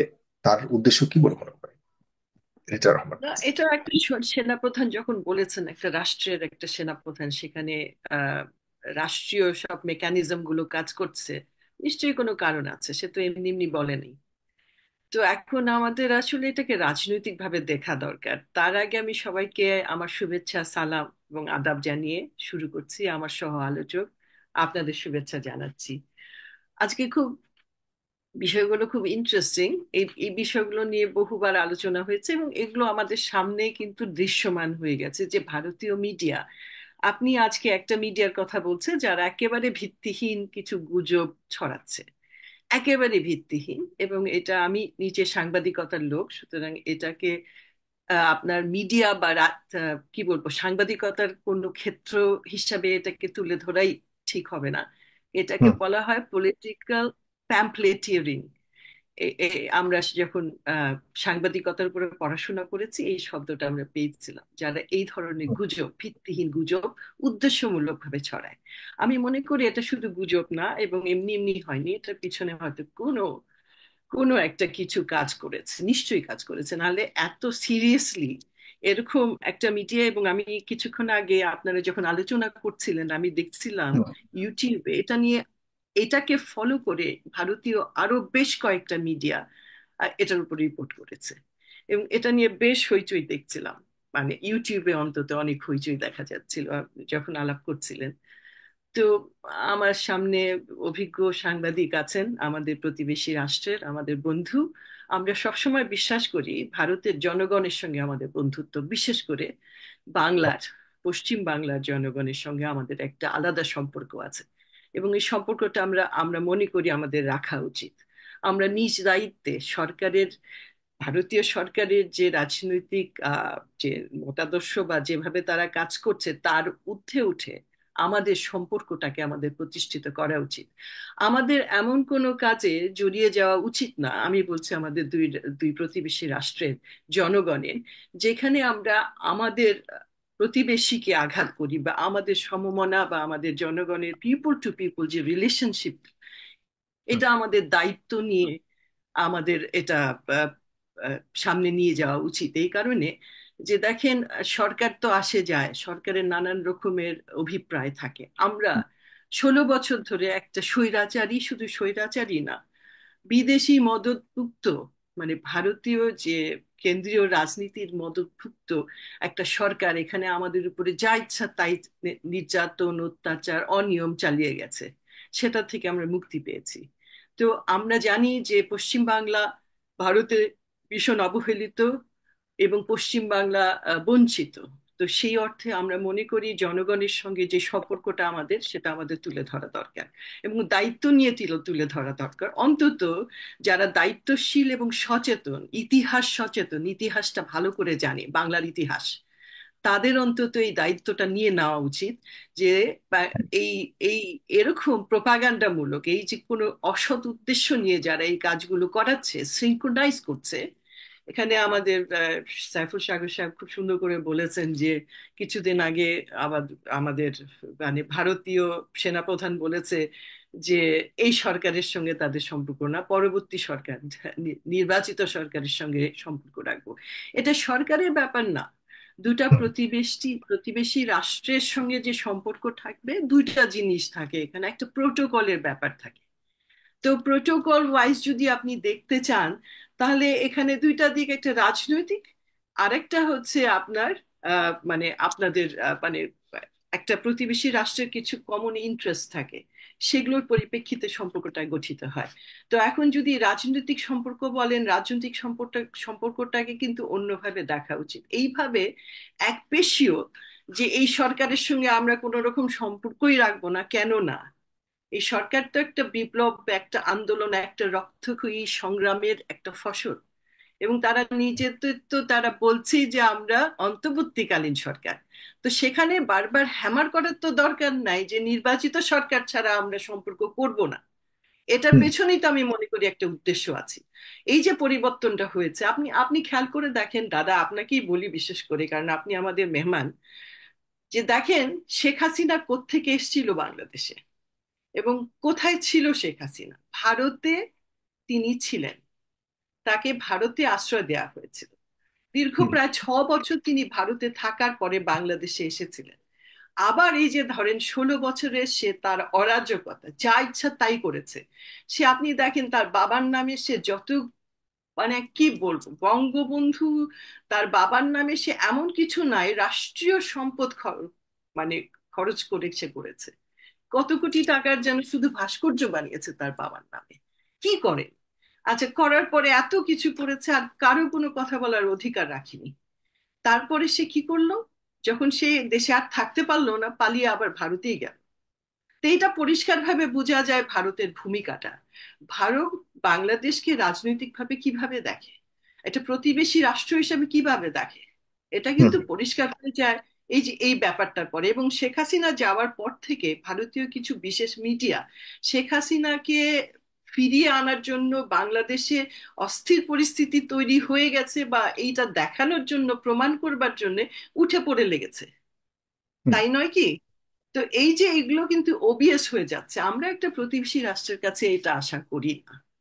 1 নম্বর। আর 2 নম্বর হলো যে আমেরিকা, দেখেন একটা জিওপলিটিক্যাল পার্সপেক্টিভ থেকে দেখতে গেলে তো আসলে বৃহৎ আমেরিকা একটা খুব গুরুত্বপূর্ণ দেশ। বিশেষ করে আমরা যারা অর্থনৈতিকভাবে অতটা সামনে এগুতে পারিনি, আমাদের জন্য আমেরিকা এবং আপনার ইউরোপিয়ান ইউনিয়নের দেশগুলো আমাদের জন্য বেশ গুরুত্বপূর্ণ। অবশ্য তার সঙ্গে সঙ্গে অবশ্যই মধ্য মধ্য মধ্য মানে মিডল ইস্টার্ন কান্ট্রি গুলো খুব গুরুত্বপূর্ণ আমাদের কাছে।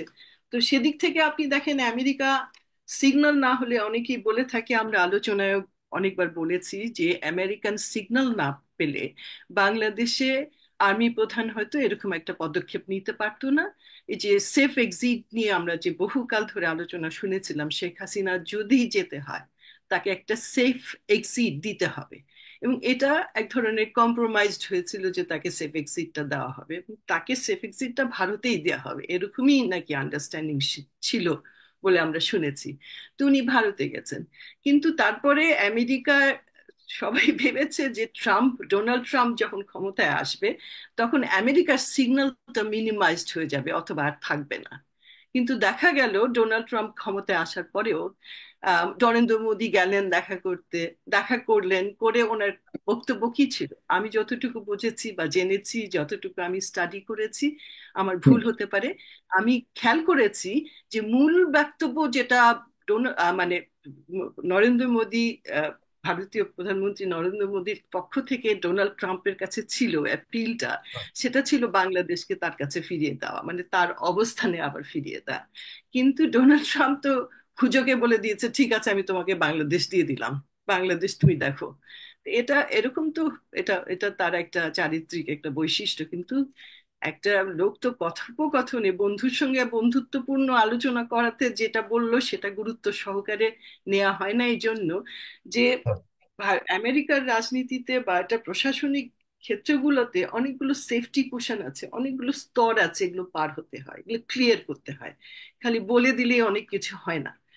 যে হুম। কারণে হয়তো পরবর্তী সময়ে নরেন্দ্র মোদী দেখেছে আসলে ডোনাল্ড ট্রাম্প তার কাছে কোনো কমিটমেন্ট করে নাই যে তার সিগন্যালটা সরিয়ে দিবে, তার প্রোটেকশন যেটা, যে কারণে আজকে বাংলাদেশে এই পরিবর্তন হওয়ার পরে যদিও শেখ হাসিনার সাথে নরেন্দ্র মোদীর অনেকগুলো গোপন চুক্তি ছিল, যেটার আওতায় হয়তো কিছু সিকিউরিটি চুক্তিও ছিল, যে এরকম একটা পরিস্থিতি যদি হয় যেখানে নিয়ন্ত্রণ থাকবে না সরকারের, তখন হয়তো ভারতীয় আর্মি ভেতরে ঢুকে যেতে পারে। তো এই চুক্তিগুলোকেও বাস্তবায়ন করা সম্ভব হয়নি। তো নরেন্দ্র মোদী খুব আশা করেছিল হয়তো ডোনাল্ড ট্রাম্পের কাছে যে এই ডোনাল্ড ট্রাম্প তাকে ওই সিগন্যালটা, যেই সিগন্যালের কারণে বাংলাদেশ এখনো মানে কি বলবো, মানে বাংলাদেশে এখনো একটা জাতীয় ঐক্য আছে এবং সরকার খুব ভালোভাবে দেশ পরিচালনা করছে, এই যে মধ্যবর্তীকালীন সরকার, সেটার বিপক্ষে সে যেটা চেয়েছিল সেটা পায়নি বলে নরেন্দ্র মোদী খুব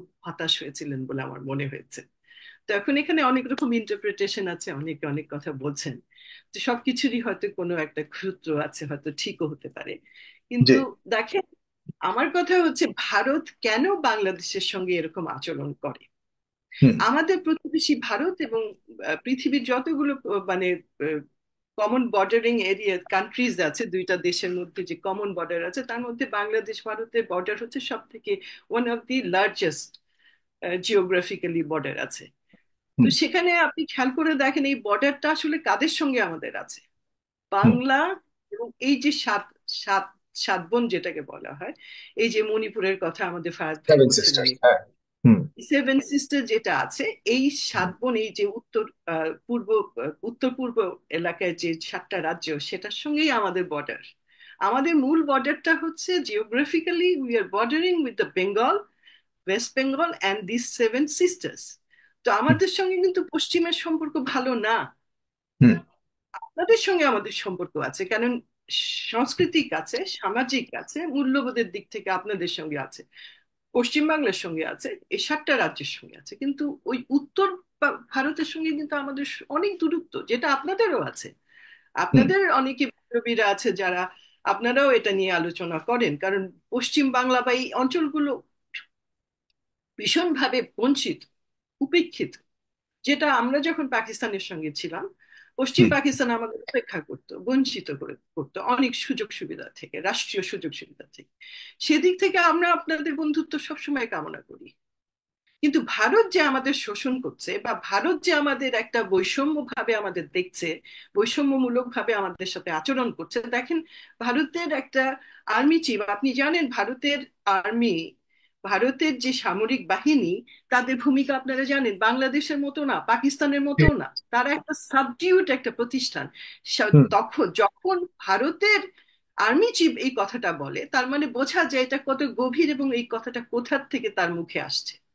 তো হুম। এইটার আমরা কিন্তু প্রতিবাদ জানাই, কারণ হুম। বাংলাদেশের দায় দায়িত্ব বাংলাদেশের মানুষ এবং বাংলাদেশের সরকারের উপরেই ছেড়ে দেয়া দরকার। হুম। ভারত কেন এত উঠে পড়ে বাংলাদেশের বিরুদ্ধে লাগবে? ভারত কেন পতিত বাংলাদেশি স্বৈরাচারী সরকারকে এইভাবে আশ্রয় দিবে এবং তাকে সমর্থন করবার জন্য এত কারসাজি করবে? ভারতের কেন এত অ্যাক্টিভ হয়ে যাবে? আমরা জানি যে প্রতিষ্ঠানগুলো, মিডিয়া প্রতিষ্ঠানগুলো আজকে এই গুজবগুলো ছড়াচ্ছে। আমাদের কাছে কিছু খবর আছে যে এই প্রতিষ্ঠানগুলোকে স্পন্সর করছে ভারতের গোয়েন্দা বাহিনী। হুম। এগুলো একটু ভেবে দেখবেন। আমি হয়তো বেশি বলে ফেললাম আপনাদের না, কাছে, ঠিক আছে। বেশি বা করলে আমি ক্ষমা প্রার্থনা করছি। আপনাকে ধন্যবাদ, আপনাকে অনেক ধন্যবাদ। আমি এই পর্যায়ে জাস্ট কয়েক মিনিট করে শুনবো আবার সবার কথা। যারা শুভাশিস ঘোষ, এই হলো আমাদের পক্ষ থেকে আমাদের অবস্থান, আমাদের বিশ্লেষকদের অবস্থান, আমাদের যারা এখানে কিন্তু সরাসরি রাজনীতিবিদ নন, সবাই দেশের একজন প্রফেশন, একজন অধ্যাপক, একজন বিশ্লেষক, আরেকজন সাবেক সেনাকর্তা, সকল পর্যায়ের লোকজন এখানে আছে। সবার কথা শুনে আপনার কাছে কি মনে হয়, ভারতের কি আসলে নিজেদের অবস্থানকে আবারও রিকনসিডার করা উচিত, যে towards to Bangladesh, the stand towards to Bangladesh কি লাইক আপনার কাছে মনে হয় কিনা যে আবারও তাদেরকে ভাবা উচিত, পুনর্বিবেচনা করা উচিত তারা যা করছে? আর যদি না হয় তাহলে যে কথা অধ্যাপক ফরাজ হোসেন বলেছেন, খুব দায়িত্ব নিয়েই বলেছেন, যে বাংলাদেশি মিডিয়া বা বাংলাদেশের জনগণ যদি সত্যিকার অর্থেই ভারতের সরকারের বিরুদ্ধে কথা বলে, তাহলে জনগণের বিরুদ্ধেও চলে যেতে পারে। সেটি বাংলাদেশের মানুষ কখনো চায় না। আমরা কখনোই চাই না পাশ প্রতিবেশী একটা দেশ, এত বড় একটা দেশ, আমাদের সাথে একটা বিরূপ সম্পর্ক থাকুক। বাংলাদেশ বুঝতে পারছে, কিন্তু কেন ভারত বুঝতে পারছে না? সেখানে ভারতের করণীয়টা কি বলে মনে করেন? শীর্ষ পর্যায়ে সেনা প্রধান পর্যন্ত এমন মন্তব্য করতে পারে। আমরা যদি ভারতীয় রাজনীতির আভ্যন্তরীণ ব্যাপারে একই কথা বলি, যে ভারতীয় রাজনীতির পরিবর্তন না হলে আমরা সম্পর্ক রাখবো না, এটা কি হয়? সুভাষ। ঘটনা হলো যে দেখুন, এতক্ষণ ধরে আপনাদের আলোচনা শুনলাম, আপনারা আপনাদের দেশের আহ, নাগরিক হিসেবে আপনার দেশ সম্পর্কে আপনাদের মূল্যায়ন, আপনাদের বোধ, আপনাদের আপনারা আপনাদের মতো বিশ্লেষণ করবেন, সেখানে আমার কিছু বলার নেই, বলার থাকতে পারে না, বলা উচিত নয়। আমি যেটা একজন ভারতীয় নাগরিক হিসেবে যেটা আমি মনে করি, যেটা আমার পূর্ববর্তী বক্তা ম্যাডাম বললেন, যে ভারতের সাথে সমস্ত প্রতিবেশী রাষ্ট্রগুলোর সম্পর্ক আজকে খারাপ, এটা অস্বীকার করার কোনো জায়গা নেই। যেটা হচ্ছে যে ভারতবর্ষের বর্তমান এমন একটি সরকার, আমি এর আগের টকশোতেও বলেছি, এর জন্য যদি আমায় জেলেও যেতে হয় তাও আমি বলবো, ভারতবর্ষে বর্তমান এমন একটি সরকার ক্ষমতায় আছে যারা সাম্প্রদায়িক একটি শক্তি এবং সাম্প্রদায়িকতাকে, সম্প্রীতি নষ্ট করার জন্য তারা বিভিন্ন সময় বিভিন্ন রকম গেম প্ল্যান তৈরি করছে।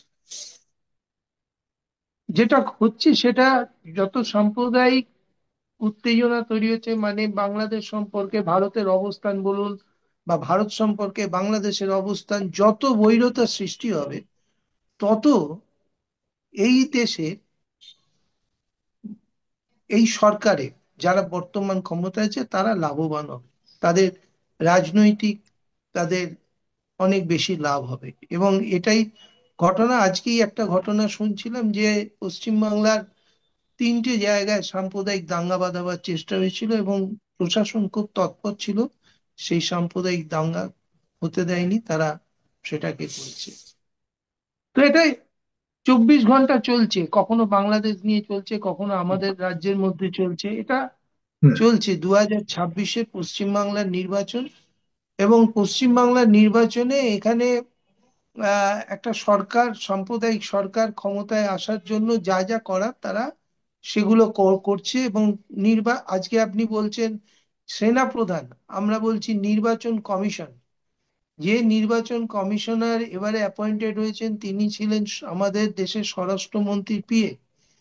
তাকে নির্বাচন কমিশনার করা হয়েছে। এবং দেখা যাচ্ছে যে প্রচুর ভুয়ো ভোটার, পশ্চিমবাংলার ভোটার লিস্টের মধ্যে প্রচুর ভুয়ো ভোটারের নাম ঢোকানো হয়েছে। হুম। যে যে সমস্ত জায়গাগুলো মুসলিম বেল্ট, যে সমস্ত জায়গায় মুসলিম প্রধান জেলা, বিশেষ করে সেই সব জেলায় মুসলিমদের যে এপিক কার্ড নাম্বার থাকে, ভোটার লিস্টে যে এপিক কার্ড নাম্বার থাকে, সেই সেম নাম্বার অন্য একজনের নাম ঢোকানো হচ্ছে, যে থাকে হরিয়ানা কিংবা গুজরাট কিংবা রাজস্থান। এইরকম বহু ভোটার ধরা পড়েছে। এবং ঘটনা যেটা হচ্ছে, এইভাবে বলা হচ্ছে মহারাষ্ট্রে তারা একটা ধর্মনিরপেক্ষ শক্তিকে হারাতে সমর্থ হয়েছে, এই একই পদ্ধতিতে তারা হরিয়ানায় জিতেছে এবং লাস্টে দিল্লিতেও জিতেছে। এবং পশ্চিমবাংলার ক্ষেত্রেও তারা এই জিনিসটা করতে চাইছে, কিন্তু পশ্চিমবাংলার মানুষ এতটাই রাজনৈতিক সচেতন, কারণ এটা ঘটনা যে বাঙালি বরাবরই রাজনৈতিক সচেতন এবং লড়াই সংগ্রামে সবসময় বাঙালি অগ্রণী ভূমিকা নিয়েছে, এবং সেই জায়গায় দাঁড়িয়ে এটা ধরা পড়ে গেছে। ধরা পড়ে গিয়ে এখন নির্বাচন কমিশন নিজের, মানে কি করবে বুঝে উঠতে পারছে না, এরকম একটা জায়গায় রয়েছে বিষয়টা। এবং আমাদের পশ্চিমবাংলার মুখ্যমন্ত্রী, তার দল, তারা রীতিমতো হুঙ্কারও দিয়েছে, যদি ভোটার লিস্টের এই সংযোজন বিয়োজন যদি ঠিক না হয় তাহলে আগামী দিনে এই নির্বাচন কমিশনের দপ্তর আমরা ঘেরাও করব, এরকমও প্রস্তাব হুম। এসেছে। এখন যেটা বলার সেটা হচ্ছে যে এই ধরনের কথাবার্তা, এই যে একটা চ্যানেলে একটা কথা বলে দিয়েছে, সেটা নিয়ে আপনি আলোচনায় বসলেন, আমার পূর্ববর্তী একজন বক্তা, যিনি অত্যন্ত বিদ্বান বুদ্ধিমান মানুষ, তিনি বলছেন তাহলে আমরাও শুরু করব। এরা তো এটাই চাইছে যে আমি একটা বলে দিলাম, এবার আপনারা এটা নিয়ে সমালোচনা করুন, আবার আপনারা আমাদের বিরুদ্ধে একটা এমন কিছু বলুন, সেইটাকে আমরা এখানে এনক্যাশ করব এবং সেইটা নিয়ে এই রাজ্যের ওই মানে সকল সনাতনী যারা, তারা রাস্তায় নেমে পড়বেন এবং রাস্তায় নেমে তারা এ রাজ্যের মুসলিমদের জীবন জীবিকাকে অতিষ্ঠ করে তুলবেন। এটা এটা এই প্ল্যান চলছে, আপনি যেভাবেই বিশ্লেষণ করুন। গল্পটা হচ্ছে কেউ যাবে না বাংলাদেশ দখল করতে, ভারতবর্ষের কোনো মানুষের এত দায় পড়েনি, কেউ বাংলাদেশ দখল করতে যাবে না। আর বাংলাদেশের, আমি বিশ্বাস করি না বাংলাদেশেরও কোনো মানুষ ভারতবর্ষ দখল করতে আসবে, কিচ্ছু নয়। ব্যাপারটা হচ্ছে একটা বিষয়কে জিইয়ে রাখো এবং সেইখান থেকে রাজনৈতিক ফয়দা লোটা। আজকে যত 2026-এর নির্বাচন এগিয়ে আসবে দেখবেন তত এরকম উস্কানিমূলক কথাবার্তা চলবে। ভাই আমি আপনারা আপনাদের প্রথমেও মতো বলেছি, করে করুন, আবারও বলছি, আপনারা আপনাদের মতো করে, এগুলি আপনাদের পলিটিক্যাল পলিটিক্যাল রীতি। আমাদের দেশে এগুলি নাই। বা এই যে শুভেন্দু ঘোষ, শুভেন্দু অধিকারী যা ইচ্ছা না তা না বলছে। এগুলো শুনুন, আপনাদের দেশে নেই আম- বললে তো আমি বিশ্বাস করব না। আপনাদের দেশে না হলে তাহলে আহ, উম, এত সাম্প্রদায়িক দাঙ্গা শেখ হাসিনার সময় হয়েছিল কেন? আমি তো এগুলো হবে বলছি না। শেখ কেন হাসিনার সময় আপনি কি মনে যে করেন বাংলাদেশে সাম্প্রদায়িক সাম্প্রদায়িক দাঙ্গা বা হয়েছে? প্রায় সত্যিকার সত্যিকার অর্থে হিন্দু বাংলাদেশে মন্দির চালানো সাম্প্রদায়িক দাঙ্গা হয়েছে। হয় আপনার কাছে মনে হয়, শুভাশিস ঘোষ? না না, বাংলাদেশে সাম্প্রদায়িক দাঙ্গা হয়? আমরা তো সেই সব ঘটনা সাম্প্রদায়িক দাঙ্গা এই দেখেছি। শব্দ তো বাংলাদেশে নাই। আমি আপনাকে একটা একটা পার্থক্য দেখাই। আপনি বা আপনি বলতেই আমাদের পারেন, সাংবাদিক বাংলাদেশ আপনি সম্পর্কে একটু বলি, বলতেই একটু পারেন, একটু কিন্তু একটু বলি। আপনি গত সরকারের আমলে, শেখ হাসিনার আমলে কিন্তু প্রায় প্রতি মাসেই সাম্প্রদায়িক কোনো না কোনো একটা ঘটনা ঘটতো, রাইট? আপনি বলুন তো গত এই প্রায় 7 মাসে একটা ঘটনা ঘটেছে বাংলাদেশের সাম্প্রদায়িক, যে না ঘটনাগুলি তখন। দেখুন, সাম্প্রদায়িক ঘটনা আমি বলতে পারি ঘটেছে, আপনি বলবেন না ওটা সাম্প্রদায়িক ছিল না, ওটা ওখানে আওয়ামী লীগের লোককে মারা হয়েছে বা তাকে করা হয়েছে, এটা নিয়ে এই বিতর্কের মধ্যে আমি যাব না, যেহেতু আমরা কেউ ঘটনাস্থলে উপস্থিত ছিলাম না। হুম। আমি সেই সাংবাদিকতা শিখিনি, আমি যেখানে নিজে থাকি না, আমি সেই ব্যাপারে কোনো মন্তব্য করি না। যে সংবাদপত্র করে করুক, যদি আমার কোনো রিপ্রেজেন্টেটিভও থাকতো, যদি আমার কোনো প্রতিনিধিও সেখানে থাকতো, তাহলেও একটা প্রশ্ন ছিল যে আমি সেই নিয়ে একটা মন্তব্য করলাম। কিন্তু যেখানে আমার কোনো প্রতিনিধি নেই, আমার কোনো হুম। উপস্থিতি নেই, সেখানে আমি কেন সেই নিয়ে মন্তব্য করব? এই গত 7 মাসে যে বাংলাদেশে কোনো হিন্দু নিধন হয়নি বা কোনো সাম্প্রদায়িক দাঙ্গা হয়নি, আমি এটাও যেমন বলবো না, আবার এটাও বলবো না যে সেখানে সমস্ত কিছু হয়েছে। আমি শোনেন, আমার মতো করে বিশ্লেষণ ডেফিনেটলি করছি আমাদের বাংলাদেশের এবং আমার হিন্দুদের যেটা ব্যাপারে, মনে হয় আমাদের বারবার। বাংলাদেশের হিন্দুদের আমি একটু বলি দাদা, আমাদের বাংলাদেশের হিন্দু যারা রয়েছে, এরা ভারতীয় না, এরা বাংলাদেশি। আর বাংলাদেশি হিন্দুদের দায় দায়িত্ব মালিকানা ভারত নেয় নাই, যে বাংলাদেশের হিন্দুদের কোনো কিছু হলে ভারত কথা বলবে। দেখুন, বাংলাদেশে আমার ওই রিলেটিভ ভারত টু আছে, টক অ্যাবাউট বাংলাদেশি বাংলাদেশে হিন্দু। আমার রিলেটিভ ওয়াই? আছে, আমি আমরা আপনার যদি if we start talk about এক মিনিট একটু বলতে মুসলিম দিন। লিভিং ইন বাংলাদেশে ইন্ডিয়া, আমার দে আর দ্য বাংলাদেশে ওনার অফ আমাদের, ইন্ডিয়া। না আমরা না তো ঠিক আছে, ভারতে, ভারতে কি আপনি, হিন্দু মুসলিমদের ইয়ে করা হয় না দাদা? মুসলিমদের নির্যাতন করা আমি হয় না? আমি গতকালকে আপনার যতটুকু কথাতে, শুনেছি, একটা আমি, ট্রেনের ভিতরে, আপনি জানেন, আপনি ভালো করে জানেন, একটা ট্রেনের ভিতরে একজন মাওলানাকে একজন নারী কিভাবে মুখে দাড়ির মধ্যে ধরে কিভাবে তাকে অত্যাচার করেছে, এটা বেশ ভাইরাল হয়েছে। আপনি আমরা যদি এই কথা বলা একটা শুরু করি মেয়েকে বাংলাদেশি দিয়ে কি, মিডিয়াতে, একটা এই একজন মহিলাকে দিয়ে কি আপনি পশ্চিমবাংলার সব মহিলা একই চরিত্রের মনে করেন? কোনো বাংলাদেশি মহিলা কোনো হিন্দুর গায়ের উপর হাত দিয়েছে সারা পুরো না না ইতিহাসে দেখাতে না, পারবেন? আপনি আপনি কি এইটা মনে পুরো করেন যে বাংলাদেশি ইতিহাসে দেখাতে পশ্চিমবাংলায় পারবেন? এরম একটা ঘটনা ঘটেছে তার জন্য পশ্চিমবাংলার সব মহিলা বা সব মানুষ এই রকম মানসিকতা পশ্চিম নিয়ে বাংলায় চলে? ঘটেছে, কিন্তু বাংলাদেশে এগুলি ঘটে না। না পশ্চিম বাংলার ব্যাপারে না, আমি যদি এটা কথা বলা এটা শুরু করি, এটা পশ্চিম বাংলায় এটা কেন বিকৃত। মুসলমানদের উপরে কেন অত্যাচার হয়, এগুলি যদি আমরা শুরু করি, পশ্চিম বাংলায় কি তা থাকতে পারবে না তার নিজের জায়গায়? আমরা তো পশ্চিম বাংলার সরকারকে অনেক পছন্দ করি, তিনি অসবাইকে নিয়ে থাকতে চান, কিন্তু বিজেপি যা করছে এগুলি তো সম্পূর্ণ ভাবে ইচ্ছাকৃত ভাবে করছে। আমাদের বাংলাদেশে এগুলো চলে না। আমরা মুসলিম, হিন্দু, আওয়ামী লীগ, বিএনপি সবাই একসাথে থাকি, আমাদের মধ্যে প্রচুর ঝগড়া আছে, কিন্তু সাম্প্রদায়িক ঝগড়া আমরা এগুলি কখনো এলাও করি না। ঠিক আছে, আপনি আপনি বাট আপনি এগুলো দাবি উস্কে দিচ্ছে করতেই ভারত, পারেন এগুলো আপনার উস্কে দিচ্ছে দাবির সাথে। বিজেপি, এগুলো উস্কে দিচ্ছে মোদি, এগুলো উস্কে দিচ্ছে আপনি, ভারতের সেনাপ্রধান। সাবধান, আমি তো আমাদের দেশে এগুলো আমি হয় না। তো আপনাকে আমি তো আপনাকে শুরুতেই বললাম যে আপনারা এইগুলো নিয়ে যত সমালোচনা করবেন, যত আলোচনা বাড়াবেন, যত রোষ উগরে দেবেন, তত বেশি এদের লাভ হবে। আমি হুম। জানি, আমাকে একজন বিশিষ্ট রাজনৈতিক নেতা এই শিক্ষা দিয়েছিল। যখন আমি ছাত্র জীবনে রাজনীতি করতাম আমাকে বলতো, রোজ আমাকে গালাগাল দিবি, আমি 2টো করে রসগোল্লা খাওয়াবো, তাতে আমার প্রচার হবে। তুই যত জায়গায় গিয়ে আমার নামে অকথা কুকথা বলবি, অপপ্রচার করবি, তত বেশি আমার প্রচার হবে। তো এটাও একটা প্রচার, এর বাইরে কিছু নেই। এবং এগুলোকে যত বেশি আপনারা কাউন্টার করার চেষ্টা করবেন, তত বেশি যারা এইগুলো করছে তারা তত বেশি লাভবান হবে। এটাই হচ্ছে আমার মূল কথা। হুম। ওকে, থ্যাংক ইউ সো মাচ দাদা, আপনি বলেছেন, বাট আমরা এইসব জিনিসকে নিয়ে দুই পক্ষ ক্ষতিগ্রস্ত ক্ষতির জায়গাতে যাক সেটি আমরা চাচ্ছি না। আমরা ফাইন্ড সামটাইম আপনার চাওয়া না চাওয়াতে সো কিছু মাচ যাবে এক্সেসিভ, আসবে সো না। Much excessive. আপনার হ্যাঁ, আমার চাওয়া না চাওয়ায় কিছু যাবে আসবে না। না, প্রশাসনে আমাদের যারা চাওয়া বসে অবশ্যই রয়েছে যাওয়া আসা আসতে তা- হবে জনাব রেজাউল না না, করিম, আমাদের প্রশাসনে চাওয়া আসা যারা কিছু বসে যাবে আছে আপনি আমি ওগুলো তো মনে করেন আপনাকে কিনা? রেজাউল আগে করিম, বললাম যে রেজাউল এখন রেজাউল। সারা পৃথিবীতে উন্মাদের হাতে রয়েছে। উন্মাদের হাতে রয়েছে, কিন্তু আমরা আমাদের জায়গায় ঠিক থাকলে কোনো উন্মাদ আমাদেরকে উন্মাদনা দেখাতে পারবে না। জনাব রেজাউল করিম প্লিজ। না না, সেই কারণেই তো আশঙ্কা, সেই কারণেই তো এত আলোচনা, সেই জি কারণেই তো এত টকশো করার প্রয়োজন পড়ছে, নাহলে তো প্রয়োজনই পড়তো না। জি, মেজর হ্যাঁ, রেজাউল করিম প্লিজ। আচ্ছা, যদি দাদার কথা শেষ হয়ে থাকে, ধন্যবাদ দাদা এবং সাগর ভাই আবার সুযোগ দেওয়ার জন্য। আহ, আমি দাদার একটা কথা টেনেই আমি বাকি কথাগুলো বলবো। সুভাষিস দা একটা কথা বলছেন যে আপনি কি একজন পশ্চিমবঙ্গের একজন নারীকে দিয়ে সবাইকে বিচার করবেন? আমি একই প্রশ্ন দাদাকে রাখবো। বাংলাদেশের অনেক ঘটনাকে আপনারা ওই একইভাবে কিন্তু ঢালাওভাবে বলেন আপনারা। আমিও বলবো আমাদেরও উচিত না পশ্চিমবঙ্গের সব নারীকে ওইভাবে এক মাপা, আবার একইভাবে আপনাদেরও উচিত হবে না বাংলাদেশের কিছু বিচ্ছিন্ন ঘটনাকে ঢালাওভাবে বলা। এবং আমাদের বাংলাদেশের যারা হিন্দু তারা এই দেশের নাগরিক, আমি যেমন নাগরিক তারাও এই একই রকম নাগরিক। ঠিক তেমনি ভারতের যারা হিন্দু তারা যেমন নাগরিক ভারতের, তেমনি ভারতের মুসলিম যারা তারাও ওই একইভাবে ভারতের নাগরিক।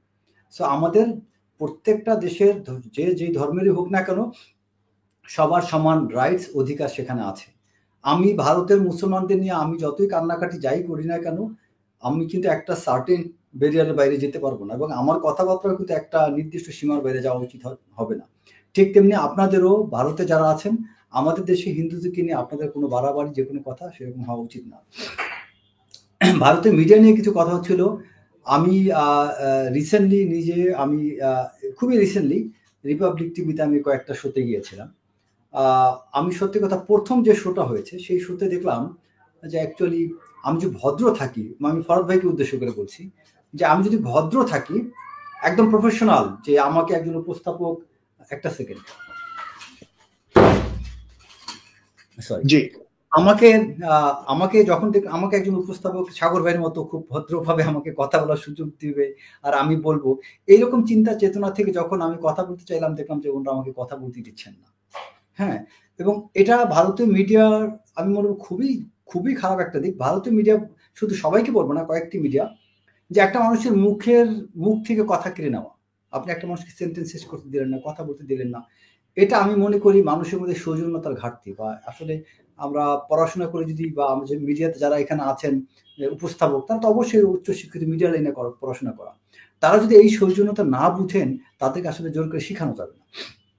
তো আমি ফার্স্টে যখন আমি দেখলাম যে তারা চান্স দিচ্ছে না, এরপরে সেকেন্ড আমার পরবর্তী শোগুলোতে, মানে রিসেন্ট লাস্ট যে শো, সেখানে উনি যখন আমাকে সুযোগ দিক না দিক আমি কথা বলা শুরু করে দিলাম, অ্যান্ড আই ওয়াজ সাকসেসফুল, আমি কথা বলতে পারছি। তো বিষয়টা কি, আমাকে দেখলাম অনেকে আমাকে বাহবাহ দিল, বাট আমার নিজের কাছে খারাপ লাগতে লাগলো যে অ্যাকচুয়ালি আমি একটা অসৌজন্যতা দেখিয়ে আমি জয়লাভ করলাম। এই জয়টা আমাকে স্যাটিসফ্যাকশন দেয়নি। অনেক অফিসার, অনেক লোকজন আমাকে বাহবা দিয়েছে, একদম তুমি রাইটলি উত্তর দিয়েছো, সঠিক উত্তর দিয়েছো, একদম জায়গা মতো উত্তর দিয়েছো, অনেক কথা। বাট বিশ্বাস করেন ফরদ ভাই, আমি আমার ভিতরে তৃপ্তিটা পাইনি। কারণ আমি জবাব দিয়েছি এটা সত্য, কিন্তু আমার কাছে মনে হয়েছে যে আমি একটা মোরাল বা আমার যে একটা সৌজন্যতা, নীতিগত যে আমার যে সৌজন্যতা দেখানো উচিত সেটা আমি দেখাইনি। তো বিষয়টা হচ্ছে কি যে আমি দাদাদেরকে বলবো যে আপনাদের ভারতীয় মিডিয়াকে, আপনি যেহেতু একজন মিডিয়া ব্যক্তিত্ব, তাদেরকে অনুরোধ করবেন যে সাময়িকভাবে জয়লাভ করা যায়, যে আমার কথার মতো, যে আমি অনেক প্রশংসা কুড়িয়েছি, অনেকে অনেক ভালো অ্যাপ্রিসিয়েশন দিয়েছে, বাট এটার আলটিমেটলি কিন্তু এটা তৃপ্তি আপনাকে দিবে না, সাফল্য দিবে না। হয়তো তারা সাময়িকভাবে জয়লাভ করতে পারবে, কিন্তু অ্যাকচুয়ালি আমাদের বাংলাদেশি জনগণের কাছে ঘৃণা অর্জন করতে পারবে। আওয়ামী লীগ সরকারকে ভারত কেন চাচ্ছে? কারণ আওয়ামী লীগ সরকার, যে শেখ হাসিনা একটা কথা বলেছিল যে আমি ভারতকে যা দিয়েছি তার কেউ কোনোদিন দিতে পারেনি পূর্বে, আর দিতে পারবেও না। তো এই যে ভারত শেখ হাসিনার মতো একটা পাপেটকে পেয়েছিল, এই পাপেটকে পেয়ে ভারতের সাধারণ জনগণের খুশি হওয়ার কথা। তারা যেভাবে ঢালাভাবে আমাদের বিরুদ্ধে কথাবার্তা বলছে, এটা তাদের বলার কথা, খুব স্বাভাবিক। বাট যারা প্রজ্ঞাবান, বিজ্ঞ, জ্ঞানী, ওই সব ভারতীয়রা কিন্তু এটাকে সমর্থন করছেন না। তারা লং টার্ম রেজাল্ট বা লং টার্ম রিলেশনশিপের কথা যারা চিন্তা করেন তারা কিন্তু এটাকে সমর্থন করেন না, কারণ এইভাবে আসলে দীর্ঘমেয়াদী আপনি সম্পর্ক স্থাপন করতে পারবেন না। আপনি দেখেন শেখ হাসিনা বা আওয়ামী লীগ গভর্নমেন্ট ভারতের জন্য যা করেছে এতে ভারতের লস হয়েছে। আলটিমেটলি লং টার্ম কি লস? বাংলাদেশের সাধারণ জনগণ এখন এন্টি ইন্ডিয়ান সেন্টিমেন্ট গড়ে উঠেছে। এমনকি যে ভারত এখন তার হ্যাজিমনিক রোলের কারণে এই যে বড় ভাই সুলভ আচরণ, এটার কারণে তার নেইবারিং যতগুলো স্টেট আছে সবগুলো স্টেটের প্রতি তার সব মানুষগুলো খেপে গিয়েছে। তারপর নেপাল ভারতের প্রতি বিরূপ মনোভাব, ভুটান, শ্রীলঙ্কা, বাংলাদেশ, কোনো একটা প্রতিবেশী রাষ্ট্রের সাথে তার ভালো সম্পর্ক নেই। কারণ কি? তার বড় ভাই সুলভ আচরণ। এই হ্যাজিমনিক রোলটাকে ভারতকে দূর করতে হবে এবং ভারতের জনগণ এই জিনিসটার জন্য তাদের সরকারের সাথে তাদের চাপ সৃষ্টি করা উচিত যে কোনোভাবেই যেন তারা বাংলাদেশকে দিয়ে তাদের বোঝা উচিত যে অন্য রাষ্ট্রগুলোর প্রতিবাদটা আর বাংলাদেশের প্রতিবাদ এক হবে না। বাংলাদেশ হচ্ছে 180 মিলিয়ন বা 18 কোটি জনগণের দেশ। আপনার 18 কোটি জনগণ যদি আপনার ফুলে ফেপে ওঠে, আপনি চিন্তা করতে পারবেন না যে এটা কি রেজাল্ট দাঁড়াবে। এবং এটার ফলটা ভারত কিন্তু শুধু ভারতের জন্য, মানে বাংলাদেশ না, এটা পুরো গ্লোবালি পুরো ওয়ার্ল্ড ওয়াইড বাংলাদেশ এটা কিন্তু ছড়িয়ে যাচ্ছে যে ভারত মিডিয়া ভারতের বাংলাদেশের প্রতি তার বিরূপ আচরণ এবং শেখ হাসিনাকে তারা রেখে বাংলাদেশকে যে ইনস্টেবল করার চেষ্টা করছেন। এই যে আপনার জাদুঘরে আগুন লাগলো, এখানে আগুন ধরছে, ওখানে আগুন ধরছে, এখানে ভারত থাকুক না থাকুক বাংলাদেশের কোনো না কোনো মিডিয়ায় নাম আসতেছে ভারত এটার সাথে জড়িত। এটা ভারতের জন্য দুঃখজনক না বলেন? যেখানে যে ঘটনা ঘটে, একটা রোড অ্যাক্সিডেন্ট হচ্ছে, একটা বাড়িতে আগুন লাগছে, একটা গাড়িতে আগুন লাগছে, এক জায়গায় একটা হামলা হচ্ছে, সব জায়গায় মানুষ মনে করে এখানে মনে হয় ভারতের রয়ের কোনো অবদান আছে, এখানে মনে হয় ভারতের কোনো হাত আছে। এই যে কথাটা আমরা সবাই বলছি, এটা ভারতকে বোঝা উচিত যে তোমার অর্জন না, এটা তোমার অনেক বড় একটা লস। আজ থেকে 20 বছর আগে আমরা কিন্তু ভারতকে নিয়ে এই সেন্টিমেন্ট বহন করতাম না। আপনি চিন্তা করেন 2008 সালের পূর্বে ভারত বাংলাদেশ সম্পর্ক, 2008 সালের পরে ভারত বাংলাদেশ সম্পর্ক এবং বাংলাদেশি মানুষের ভারতের প্রতি সেন্টিমেন্ট রাত আর দিন তফাৎ। তার মানে কি শেখ হাসিনা কি আপনাকে দিয়েছে? দেয়নি। শেখ হাসিনা নিয়েছে, ভারতকে কিছুই দেয়নি। কিরকম দেয়নি? মানে ভারতকে যে স্বার্থটা দিয়েছে আলটিমেটলি এই স্বার্থটা ভারতের জন্য এমন একটা পেট ব্যথা যে এমন ভাবে ভারতকে ইমপ্রেগনেন্ট করেছে যে এটা যে কোনো মতে মিসক্যারেজ হইতে পারে এবং এই মিসক্যারেজের ব্যথা ভারত সইতে পারবে না। ভারতকে শেখ হাসিনা এমন ভাবে প্রেগনেন্ট করে দিছে আজে বাজে অথর্ব কাজকর্ম করে, যেটা বাংলাদেশকে ক্ষতি করার জন্য এবং ভারতকে লং টার্ম ক্ষতি করার জন্য। বাট বাংলাদেশের জন্য শেখ হাসিনা একটা উপকার করেছে, সেটা কি? এই যে অতি ভারত করতে করতে বাংলাদেশের জনগণের মধ্যে একটা দেশপ্রেম জাগিয়ে তুলেছে শেখ হাসিনা, মানে অনিচ্ছায়, তার না চাওয়া সত্ত্বেও শেখ হাসিনা তার অপকর্মের দ্বারা, ভারত প্রীতি দ্বারা বাংলাদেশের জনগণের চোখ খুলে দিয়েছে। বাংলাদেশের জনগণের মধ্যে মারাত্মক দেশপ্রেম জেগে উঠেছে, যেই দেশপ্রেমটা আমরা অতীতে দেখিনি, যেই দেশপ্রেমটা বাংলাদেশের জনগণ অতীতে ভারতের আসল রূপও ফুটিয়ে তুলেছে সাবেক প্রধানমন্ত্রী শেখ হাসিনা। এবং আপনার ওই যে বললাম না যে বাংলাদেশের বন্ধু ছিল না, এখনো বাংলাদেশের বন্ধু না, কখনো বাংলাদেশের বন্ধু হবে। প্রেগন্যান্সি রেজাল্ট এটা শেখ হাসিনা ভারতকে যেভাবে আপনার মানে কি বলা যায় যে তাকে আপনার অবৈধ সন্তান তার পেটে যেভাবে ধারণ করিয়ে দিয়েছে, সেটা আপনার মিসক্যারেজ হয়ে গিয়েছে অলরেডি। কারণ তার অন্যায় অবৈধ কাজকর্ম এটা ভারতের প্রতি বাংলাদেশের ঢালাওভাবে বাংলাদেশের জনগণকে খেপিয়ে তুলেছে। ইভেন আওয়ামী ধারার বাংলাদেশের জনগণ তারাও কিন্তু এখন ভারতকে ঘৃণা করে। তো এটা তো ভারতের জন্য লস। এবং আপনি খেয়াল করে দেখেন ভারতের মানুষ কোনোদিন কিন্তু এভাবে বলেনি। আপনি খেয়াল করে দেখেন অনেকগুলো মিডিয়ায় কিন্তু ভারতের মানুষ এটা প্রতিবাদ করেছে, কেন মোদি এটা করলো, কেন ভারতের সরকার বিজেপি কেন এটা করলো। ভারত কিন্তু পূর্বে এটা করেনি।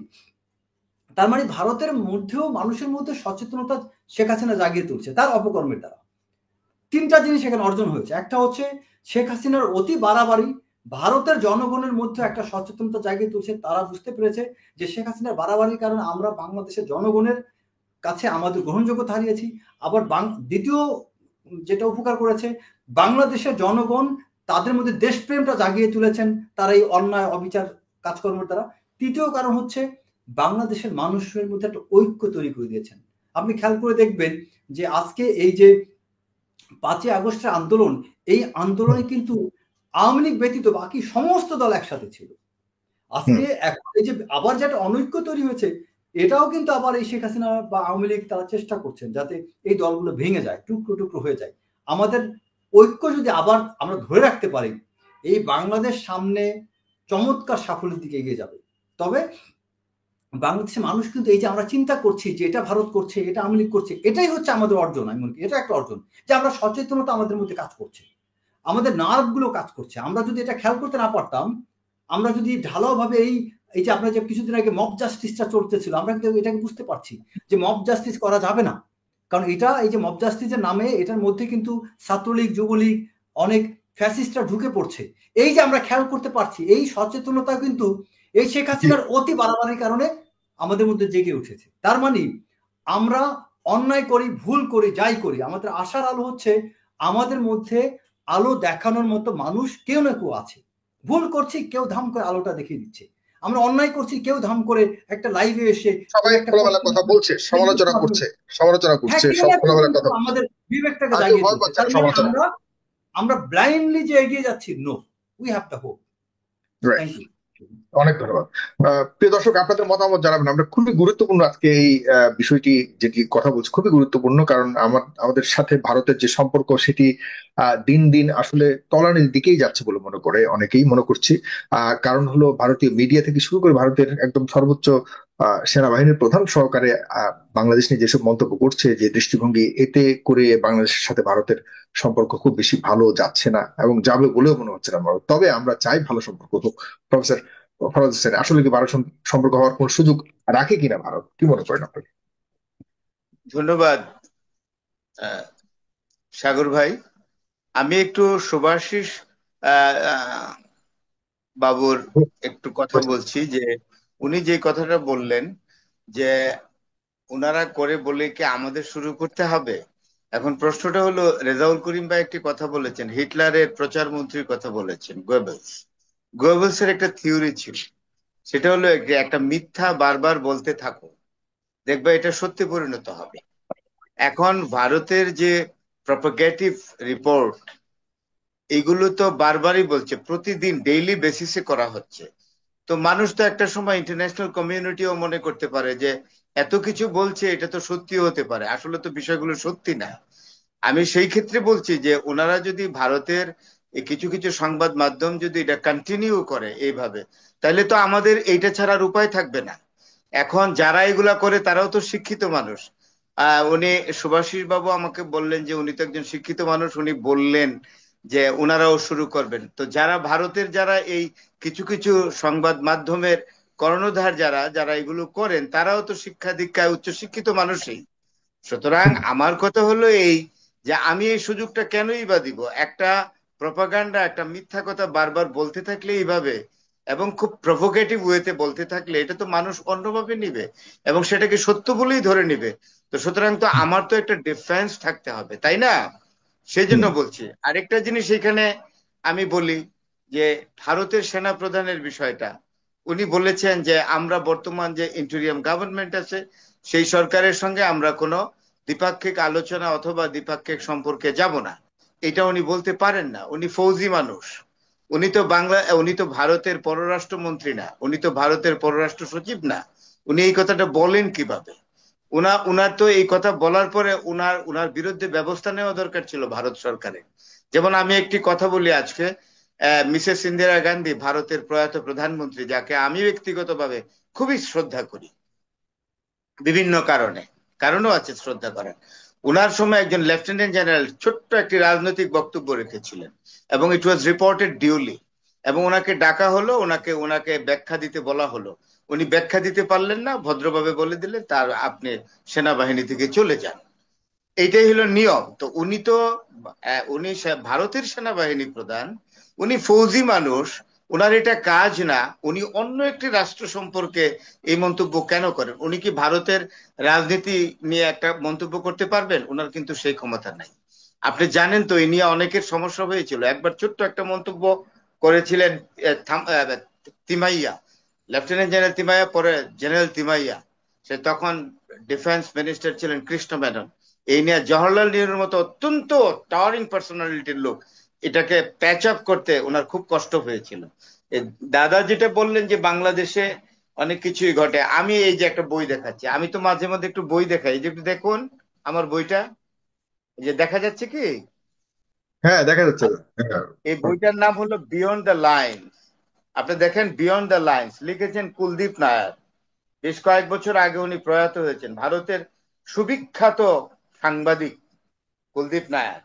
এই বইটার মধ্যে একটি জায়গায় উনি উল্লেখ করেছেন, বাবরি মসজিদ যখন ধ্বংস করা হয় তখন ভারতের প্রধানমন্ত্রী ছিলেন পিভি নরসিমহা রাও। তখন তিনি পূজায় বসেছিলেন, ওনার প্রাইভেট সেক্রেটারি বারবারই তাগাদা দিচ্ছিলেন যে ওনার পূজা কখন শেষ হবে। অলরেডি তো ওইখানে মবক্রেসি তৈরি হয়ে গেছে এবং বাবরি মসজিদ ভ্যান্ডালাইজ করার জন্য প্রচুর লোক গেছে। এখানে মুরলী মনোহর জোশীর মতো লোকরা গেছেন। সেখানে এই যে বিজেপির যে বড় নেতা, এখন হয়তো বেঁচে আছেন কিনা, সিন থেকে করাচি থেকে মাইগ্রেট করা লালকৃষ্ণ আদভানিরাও গিয়েছেন, আপনি প্রসেশনে দেখবেন। তখন বারবার প্রাইভেট সেক্রেটারি নরসিমহা রাও বলছিল যে মসজিদটা তো ভেঙে ফেলতেছে, কিন্তু ওনার পূজা শেষ হলো না। পূজা শেষ হলো তখন যখন মসজিদ ভেঙে একেবারে ভূমিসাৎ করা হলো, তখন পিভি নরসিমহা রাওয়ের পূজা শেষ হলো।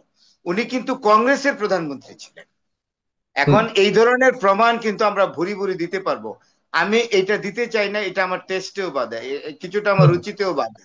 যেহেতু আমাকে বলা হলো যে একজন শিক্ষিত মানুষ, দাদা বললেন যে ওনারাও উল্টা করবেন, তো আমাকে যদি প্রতিনিয়ত এইভাবে ইরিটেট করা হয় তাহলে তো আমার আর কোনো অল্টারনেটিভ হয়ে থাকে না। আমাকে তো I will have to take the defensive measure against this propaganda which is going on the daily basis from Indian media. সব ইন্ডিয়ান না, যেটা সত্যি সাম সেটা ইন্ডিয়ান নিয়ে আপনি মিডিয়া। বলবেন হ্যাঁ, সেখানে আমি আমি সেখানে আমি কারোর এইটুকুই পছন্দ বললাম। অপছন্দের তো ব্যাপার নেই। না, যেটা সেটাই আমি সত্যি তো সেটা বলবোই। বলবেন, আসলে তাতে আমি কারোর একটু পছন্দ দাদা, অপছন্দের সুভাষিস ব্যাপার দাদা, নেই। আমাকে একটু শুনেন আমি আপনি। বলছি কোনো গুজবের ওপরে, কোনো না গুজবের না, ওপর দাঁড়িয়ে গুজবটা কোনো কিন্তু মারাত্মক। কোনো I would like সদর্থক to I আলোচনা would হয় like না, to এটাই appeal the বলছি। Indian government to stop this গুজব প্রোপাগান্ডা। আমি সেটাই বলছি। শোনেন, আমি ছোটবেলা আমার সারা জীবনের সবচেয়ে প্রিয় এই দুইজন যে আমার বন্ধু। মোবাইলটা অফ হয়ে যাবে, আমার ব্যাটারি একদম ঠিক আছে, লো ঠিক হয়ে আছে, আপনি গেছে। প্রায় অনুষ্ঠানের শেষ আমার এটা প্রান্তে। একটু শোনেন, হুম। আমার সবচেয়ে প্রিয় বন্ধু যাদের সাথে আমার বন্ধুত্ব 51 বছরের, দুইজনই সনাতন ধর্মাবলম্বী, আমার জানের দুস্থ। আমি মুডিয়াতে বলি ফেলে, একজন চন্দন কুমার সাহা আর একজন বিষ্ণুপদ সাহা। তাদের সাথে আমি পড়াশোনা শুরু করেছি, আমার জানের বন্ধু। এখন পর্যন্ত তাদের চেয়ে প্রিয় আমার কোনো বন্ধু নাই। সুতরাং এই যে আপনাকেও, আপনার কথাও বোঝা গেছে, আপনিও দুঃখ প্রকাশ করছেন যে ভারতে এখন যে সরকার চলছে তারা আসলে সেকুলারিজমকে অ্যাড্রেস তো করছেই না, বরং তাদের কর্মকাণ্ডে ভারতের যে একটা ঐতিহ্য আছে, ভারতের কনস্টিটিউশনে সেকুলারিজম পরে আসলেও ভারতের জওহরলাল নেহরু অত্যন্ত সেকুলার প্রাইম মিনিস্টার ছিলেন, তুলনাই হয় না। অন্যরা যাই বলুক, যে যাই বলুক, আমার দৃষ্টিতে, আমি ওনার সবগুলো লেখা বই পড়েছি, ওনার মতো এত বিদ্বান, এত উঁচু মানের প্রধানমন্ত্রী শুধু ভারতেই নয়, সারা বিশ্বেই বিরল। তো আমি যেটা বলতে চাচ্ছি সেটা হলো এই যে আমরা বাংলাদেশের মানুষের মধ্যে একটা লিবারেলিজম আছে। আমাদের এইখানে আমরা কিন্তু এক্সট্রিমিস্ট না, আমাদের সুফিবাদে বিশ্বাস করি। আমরা খুব টলারেন্ট, এখানকার মানুষ অনেক টলারেন্ট। ছোটবেলায় আমি মানে সনাতন ধর্মাবলম্বীদের আমরা জেঠি, কাকিমা, জেঠিমা, বৌদি ডেকে বড় হয়েছি, তাদের হাতে খেয়েছি। আমার প্রিয় শিক্ষক, আপনি কি শুনতে পাচ্ছেন সাগর ভাই? জি জি জি, স্পষ্ট। আমার প্রিয় যিনি আমার হাতে করি, তিনি সূর্যকান্ত, সরি, উনি হলেন মধুসূদন আমাদের চক্রবর্তী, একজন সব ব্রাহ্মণ। এলাকাতেই আমাদের হিন্দু হ্যাঁ, টিচার, একজন ব্রাহ্মণ। আমাদের কখনো এগুলো আমাকে ভাবতে হয় না। রামায়ণের গল্প শুনিয়েছে, মহাভারতের গল্প শুনিয়েছে বাবু সূর্যকান্ত সরকার। সুতরাং we had been taught by the Hindu teachers. আমাদের মধ্যে এগুলো নেই। Yeah, এখন যেগুলো হচ্ছে, যা দেখছি, it is heart breaking, really really it is heartbreaking, heart এবং breaking. it's only making by India. এটা দিলীপ কুমারও বলেছিলেন, India. পাকিস্তান এবং ইন্ডিয়ার মধ্যে যে 65 এর যুদ্ধ হয়েছিল, which continued 17 days, তখন দিলীপ কুমার তার একেবারে, দিলীপ কুমারকে তো এখনো কেউ সুপারসিড করতে পারে নাই ভারতীয় ফিল্মে। উনি বলেছিলেন, what is going on between the two countries is really heart breaking. ওনার বাড়ি তো পেশাওয়ারে, আপনি জানেন। উনি কিন্তু থেকে গেছেন ভারতে, উনি কিন্তু পেশাওয়ারে যাননি। ওনাকে আমি শেষ করি একটু, ওনাকে একটা প্রশ্ন করা হয়েছিল যে আপনার তো মূল তো পেশাওয়ার, তা আপনি ওইখানে যাননি কেন? উনি যে উত্তরটা দিয়েছিলেন, তো पेशावर तो बोलते क्यों मैं पेशावर जाएंगे, तो पेशावर तो एक शहर है, हिंदुस्तान में एक शहर है, এটা हिंदुस्तान एक शहर है, तो मैं क्यों पेशावर में जाएगा, मैं तो हिंदुस्तानी हूँ, तो मैं पेशावर में जन्म लिया, मैं तो हिंदुस्तानी हूँ, पेशावर क्यों में जाएगा। তো এই ধরনের বক্তব্য আপনি দেখেন। মিনা কুমারী বাড়ি হলো লাহোরে, এখানে সুরাইয়া বাড়ি লাহোরে, বোম্বেতে, বোম্বে ফিল্ম এনরিচ করেছে মুসলমানরা। তো আপনি রাইট দেখেন যারা মাইগ্রেট করে গেছে এখান থেকে, পাকিস্তান থেকে, তারা মুসলমান, কিন্তু তারা নাম দিয়েছে মধুবালা, পেশাওয়ার, পেশোয়ারি পাঠান। তার নাম হলো বেবি, মধুবালা হলো মমতাজ দেহলবি, সুরাইয়া। আপনি বলেন, তারা তো সব লাহোর থেকে মাইগ্রেট করা, তারা বোম্বে ফিল্ম ইন্ডাস্ট্রিকে ডেভেলপ করেছে। দিলীপ কুমার, ইউসুফ খান সাহেব, কে না জানে বলেন আপনি। তারা তো ওইখানেই থেকে গেছে, তারা তারা স্টিল কিন্তু স্টিল actually যত জন্মটা তো খান আছে, পাকিস্তানে। যত খান আছে সবাই তো মুসলিম। এখন খান ছাড়া এবং শুনেন, বলিউড এবং চিন্তাও আমি তো করা যাদের যায়। যেই কয়জনের নাম করলাম, মিনা কুমারীর নাম বেবি মেহজাবিন, লাহোরে জন্ম, হুম সুরাইয়া লাহোরে জন্ম। তা রাইট আমি তো বললাম পেশাওয়ার, লাহোর, এবং লাহোর ললিউড থেকে এসে তারা ডেভেলপ করছে বোম্বে ফিল্মকে, এবং তারা সব মুসলমান, but they took settlement in India. Right এগুলো তো রাইট আপনাকে দেখতে হবে। তো তাইলে সেই জিনিসটা লস করছি কেন আমরা? সেই এখন জিনিসটা লস দাদা করছি যেটা কেন বলে আমরা গেলেন, আমরা এখন। দাদা বোধহয় এখন লাইনে নাই, দাদার হুম লাইন চলে গেছে, দাদা যেটা বলে রাইট গেলেন, হুম হ্যাঁ, উনি পরে ওনাকে পাঠাই দিবেন লিঙ্কটা, যাতে উনি শোনেন। রাইট রাইট অবশ্যই অবশ্যই হ্যাঁ, আপনি অবশ্যই আমি মনে দেখেন করি। যে এতগুলো জি মুসলিম ফিল্ম স্টার তারা বোম্বেতে সেটেল হয়ে গেছে, তাদের অনেকের জন্ম পাকিস্তানে, হুম তারা পাকিস্তানে তাদের জন্মভূমিতে ফিরে যায়নি। and they hmm could have developed Lollywood, Lahore film industry, তারা এটা করেননি। রাইট রাইট রাইট এগুলো তো জি বুঝতে হবে। এই যে জি নূরজাহান, একদম স্পষ্ট। মালকায় আপনাকে অনেক তারান্নুম, ধন্যবাদ। আপনি অনেক মালকায় তারান্নুম নূরজাহান, উনি বোম্বে ফিল্ম, হ্যাঁ, জিনাত স্টুডিওকে অনেক সার্ভিস দিয়েছে। She was a singer and she was an actress. এগুলা তো জানতে, হিস্ট্রিটা জানতে হবে না? রাইট রাইট রাইট এই হিস্ট্রি নিয়ে আমরা আরো অন্যদিন আরো বিস্তারিত কথা বলবো। অধ্যাপক ফরাদ হোসেন, প্রিয় দর্শক, আপনারা শুনছিলেন আমরা রিতা রহমান এখন কথা বলবেন, কিন্তু যারা শেষের দিকে শুনছেন তারা তাদেরকে একটু বলে রাখি যে ভারতীয় মিডিয়া আজ তাদের মধ্যে খবর বেরিয়েছে যে বাংলাদেশে সেনা শাসন চলছে, বাংলাদেশের সেনা প্রধান তিনি বাংলাদেশে নামতে পারে, ঢাকা বিমানবন্দরে নামতে পারেনি, তাকে তেজগাঁও বিমানবন্দরে নামতে হয়েছে, সেখানে অনেক জেনারেলকে হত্যা করা হয়েছে। এই ধরনের বেশ আহ রং চং মাখিয়ে খবর প্রচার করা হয়েছে, সেটি নিয়ে আমরা আলোচনা করছি। সেটির সত্যতা কতটুকু এখন পর্যন্ত আমরা শুধুমাত্র প্রোপাগান্ডা এবং মিথ্যা, সর্ববই মিথ্যা ছাড়া এই বিষয়টিকে আমরা কোনো কিছুই পাইনি, এর কোনো সত্যতা বাস্তবতা কিছুই নেই। রিতা রহমান, ভারতের আসলে ভারত কি চায় বাংলাদেশকে নিয়ে, এবং তাদের এই বিষয়গুলি স্টপ কখন হবে বলে মনে করেন? বাংলাদেশকে এই পর্যায়ে কি ধরনের ভূমিকা রাখা উচিত বলে মনে করেন সরকার পক্ষ থেকে, এই ভারতের সেনা ইনক্লুডিং সেনা প্রধানের মন্তব্য? জি, ধন্যবাদ সাগর সাহেব। আসলে দুটো দিক আছে, ভারতের বাংলাদেশের সঙ্গে সম্পর্কের দুটো দিক আছে। একটা হচ্ছে যে কতগুলো টেকনিক্যাল দিক আছে, যেমন জিওগ্রাফিক্যাল কয়েকটা কনসার্ন ভারতের বাংলাদেশকে নিয়ে আছে। যেমন ধরেন তাদের, যে আমি একটু আগে উল্লেখ করেছিলাম যে আপনার বাংলাদেশের বর্ডারিংটা কোথা থেকে, বাংলাদেশের বর্ডারিংটা মূলত হচ্ছে আপনার বাংলা, পশ্চিম বাংলা এবং 7টা রাজ্য, যেটা আমাদের বর্ডারিং, ভারতের সঙ্গে যে আমাদের যে বর্ডারটা, কমন বর্ডার, এইটা হচ্ছে এই দুইটা রাজ্যকে নিয়ে বাংলাদেশ। তো বাংলাদেশের মধ্যে আমরা সবাই বারবার অনেকবার আলোচনা হয়েছে, আপনার এখানেও হয়েছে, যেটা হুম হচ্ছে যে আমাদের একটা চিকেন নেক আছে, যেটার সঙ্গে ভারতের এই 7 রাজ্যের একটা গভীর সম্পর্ক, তাই না, যাওয়া আসার একমাত্র একটা সংযোগ স্থল। তো সেটা বাংলাদেশের সঙ্গে বর্ডারিং, এবং এটা তাদের জন্য একটা খুব একটা, কি বলবো, এটা এটা এটা একটা সিকিউরিটি কনসার্ন। এই জন্য তারা বাংলাদেশকে সবসময় বাংলাদেশের উপরে নজরদারি রাখে এবং নিয়ন্ত্রণ রাখবার জন্য ও ও মানে অধীর হয়ে থাকে। যে কারণে আমরা একসময় শুনেছিলাম কিছুদিন আগে, এই যে আমাদের স্বাধীনতার আগে, দ্বিতীয় স্বাধীনতার আগে আমরা শুনেছিলাম যে ভারতের প্রধান ফরেন মিনিস্টার বলেছিল যে পার্টিশনের সময় পূর্ব বাংলাকে ছেড়ে দেওয়া আমাদের খুব ভুল ছিল, যে হুম কারণে আজকে আমাদের এই এত সমস্যার সমাধান করা, সমস্যার মুখোমুখি হতে হচ্ছে। এটা কিন্তু ভারতের ফরেন মিনিস্টার বলেছিল, এটা অনেক সার্কুলেটেড ছিল ওয়াইডলি, আমরা অনেক আলোচনাও করেছি এটা নিয়ে। এটার মূল কারণ ছিল এই যে চিকেন নেকটা এবং বাংলাদেশের প্রতি তাদের, বাংলাদেশের উপরে ভারতের এক ধরনের মুখাপেক্ষিতা আছে, এইটা যে মূল কারণ। সেই কারণেই বলেছিল যে তখন পার্টিশনের সময় বাংলাদেশটা ছেড়ে দেওয়া ভুল হয়েছিল। যাই হোক, এটা আমি শুধু বললাম যেন আপনারা বুঝতে পারেন যে কি কারণে ভারতের এত আগ্রহ বাংলাদেশ, এবং বাংলাদেশ নিয়ে তারা কেন এত প্রোপাগ্যান্ডা, বাংলাদেশের শেখ হাসিনাকে কেন তারা আশ্রয় দিচ্ছে, শুধু আশ্রয় দিচ্ছে না, তাকে কিভাবে আবার পুনর্বহাল করা যায় বা রিহাবিলিটেট করা যায় তার জন্য নানান রকমের মানে কূট কৌশল তারা চালিয়ে যাচ্ছে। এবং আপনি যে ঘটনাটা আজকে যে বিষয়বস্তু নিয়ে আমরা আলোচনা করছি, এটাও তো আমি মনে করি ভারতের গোয়েন্দা বিভাগের তৈরি করা একটা, এই ঘটনাটা তারাই তৈরি করেছে এবং তারা এমন করে সিনক্রোনাইজ করেছে। আমি দেখলাম যে বিভিন্ন ওই যেই মিডিয়াটা এটাকে উপস্থাপন করেছে বা এই কনসেপ্টটাকে প্রথম নিয়ে আসছে, মানে এই প্রোপাগ্যান্ডাটাকে প্রথম পরিচিত করেছে মানুষের কাছে, তারপরে পরে কিন্তু আরো 5-6টা ভারতীয় মিডিয়া এটাকে ফলো আপ করেছে এবং বিশালভাবে তারা বলছে যে বাংলাদেশে সেনা অভ্যুত্থান হয়েছে এবং এখন সেনারা বাংলাদেশের ক্ষমতায় আছে।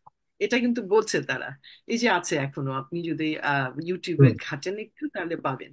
তো এইটা কিন্তু আমি মনে করি না যে একটা প্রতিষ্ঠান হঠাৎ করে গুজবটা ছড়িয়েছে, আমি মনে করি না। এটার পিছনে একটা পরিকল্পিত একটা ডিজাইন আছে এবং সেটার আওতায় এটা করা হয়েছে এবং এটা করা হবে। এবং ভারত কিছুদিন আগে আমাদের প্রধান উপদেষ্টা ডক্টর ইউনূস বলেছিলেন যে প্রচুর টাকা খরচ করা হচ্ছে বাংলাদেশে একটা অস্থির পরিস্থিতি তৈরি করবার জন্য।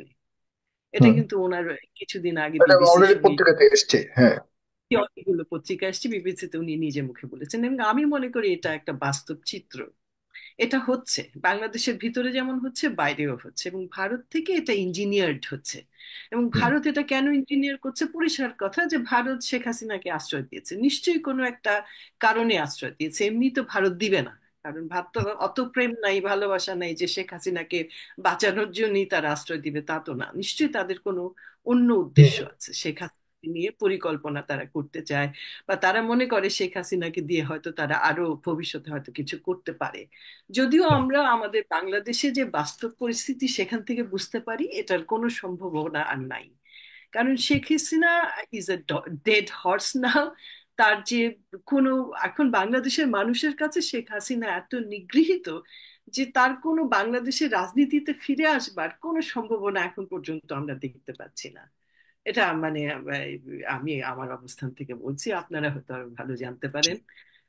তো সেই অর্থে শুধু শেখ হাসিনা নয়, আওয়ামী লীগও কিন্তু নিগৃহীত হয়ে গেছে, বাংলাদেশ থেকে নির্মূল হয়ে গেছে। একসময় যেমন মুসলিম লীগের কথা সবাই বলেন যে মুসলিম লীগ রাজনীতি থেকে নিগৃহীত হয়ে গেছিল, নির্মূল হয়ে গেছিল, সেইভাবে একইভাবে মুসলিম লীগের থেকেও জঘন্য কাজে, মানে আরো নির্মম এবং এক এক ধরনের কি বলবো যে দেশবিরোধী কাজে, যেটা শেখ হাসিনা প্রমাণ করে গেছে। এবং আওয়ামী লীগের প্রত্যেকটা সদস্য, বেশিরভাগ, মানে যারা আমি বলবো আওয়ামী লীগের বেশিরভাগ মূলধারার সদস্যরা এটাতে সম্পৃক্ত ছিল, যার জন্য আওয়ামী লীগের, আমি ঢাকায় ছিলাম আপনি জানেন, কিছুদিন আগে আমি ঢাকা থেকে এসেছি আবার এখানে অল্প কিছুদিন জন্য। তো আমি দেখলাম বাংলাদেশে কোথাও আপনি আওয়ামী লীগ খুঁজে পাবেন না। আমরা যদিও আলোচনায় আপনারা প্রায় বলেন যে বিএনপি আওয়ামী লীগ, কিন্তু আওয়ামী লীগ কিন্তু বাংলাদেশে এখন নিশ্চিহ্ন, বা আওয়ামী লীগকে পিকচারে দেখা যায় না, ছবিতে কোথাও আওয়ামী লীগের উপস্থিতি নাই। শুধু কিছু নিউজ মিডিয়া আর কিছু লোকের মুখে আওয়ামী লীগের কথা শোনা যায়। দর্শক সম্পূর্ণ আলোচনা শুনেছেন, শুনে বুঝতে পেরেছেন আসলে সেনাবাহিনীটা করেছিল কিনা বা করার চেষ্টা করেছিল কিনা। হয়তো বা কিছু একটা হয়েছে, সাধারণভাবে দ্বন্দ্ব হয়েছে, কিন্তু কু যে হয়েছে এটা কিন্তু আমরা হয়তো বা হইলে কিছুটা হলেও বাংলাদেশের মিডিয়া জানতে পারতো যে ভারতের কাজই হচ্ছে মূলত বাংলাদেশ নিয়ে গুজব ছড়ানো। পাশাপাশি এখানে সাবেক সেনা সদস্য অনেকে কথা বলেছেন যে এরকম হওয়ার কোনো সম্ভাবনা ছিল না, যদিও তাদের মধ্যে একটু কথা দেরপের হয়েছে, একটা হতেই পারে, সব কথার সাথে সবার মিল থাকবে এটা কিন্তু নয়। তো সব কিছু মিলিয়ে এই যে ভারতীয় মিডিয়ার এই মিথ্যা দাবি, এই দাবি কিন্তু আমাদের বাংলাদেশকে প্রভাবিত করেছে। তো বাংলাদেশের মিডিয়ার উচিত ভারতীয় এই মিথ্যা দাবিগুলো বাংলাদেশের মিডিয়ার মাধ্যমে এগুলো প্রমাণ করা যে ভারত বাংলাদেশ নিয়ে কতটা মিথ্যাচার করতেছে। দর্শক, এখানে সাবেক সেনা সদস্য নিগুলোর আলোচনা শুনেছেন, শুনে আপনার ব্যক্তিগত মতামত কমেন্ট বক্সে কমেন্ট করবেন।